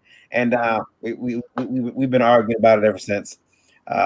She doesn't feel the same way I feel about it. I think she wanted one of them to say Martha or something, which is our safe word, by the way. Martha. There was a lot of hope. My safe word is harder. People hoping for a team up. There really was. There were a lot of people. I didn't know we had. They got to team up and fight somebody who's more of a threat or whatever. It's like, no, they don't. They need to whoop each other's ass and pick a winner. Damn it. Like, okay, so the last battle that really should be in any movie is who gets the last like handful of M&Ms or popcorn. Yeah. And also, and I want to say this, like this has been okay. You guys need to understand this. You put in your entire bag of M&Ms in that hot tub of buttery popcorn right at the get-go because it melts the chocolate inside the hard shell. And then when you eat the popcorn and the M&Ms at the same time, because like when you reach in the bucket, it's like all mixed together, that chocolate is then melted. And it's just such a satisfying snack. It's so good. And no one knows about this. I'm like the only one that knows about this. I need to pass on this knowledge. It's so good. Continue. I've seen friends do that. And I never tried it. But exactly. What's a safe word? Yeah. Martha. It stops everything. Martha, don't put that there. The safe word is harder. Yeah. But or cowabunga. Yeah. But make the other person feel like they're the ones calling it quitter. Years ago, when I was a young man, I took a young lady I was dating to the movies, and we went to go see Hannibal because I wanted to see it. And she sat down, and there were two guys next to us, and these guys were making out and holding hands and everything, which is fine, whatever. But she looked at me and said, "Hey, how are you guys doing?" And I'm like, "That's kind of weird. They're trying to have a romantic night. Why are you bothering me?" And she says, "Do you want some popcorn?" No. And I'm like, "Are you offering these strangers my popcorn? Like, what's wrong with you?" And they felt so weird. They got up and moved. Like, they went quiet for like 2 minutes. Like, should we get up and go? Yeah, I think we should. She's freaking us out. Yeah, offer you popcorn. Sure did. It was the weirdest shit. I didn't like it. So don't offer strangers popcorn, especially your peanut butter or your chocolate M&Ms popcorn. That just can lead to all types of other problems. Because I would like just grab my popcorn and move at that point. Yeah. Like, no, you're on your own. Yeah. Nope. Good morning in the Netherlands. Good morning, my Jimmy. Good morning. And I think we can call this, y'all. This was a great night. Thank you all for coming out. Again, No Mary and problem. Lola, happy anniversary. Thanks for spending some of it with us. Thank you. Y'all go back, Laura. Share this stream out. Make sure people know about this book. Make sure people know about Indie Bolt Revolt. Make sure people know about the Madness, CromCon, all that stuff, man. That's what we do. For everybody associated with CromCon and Madness and all that,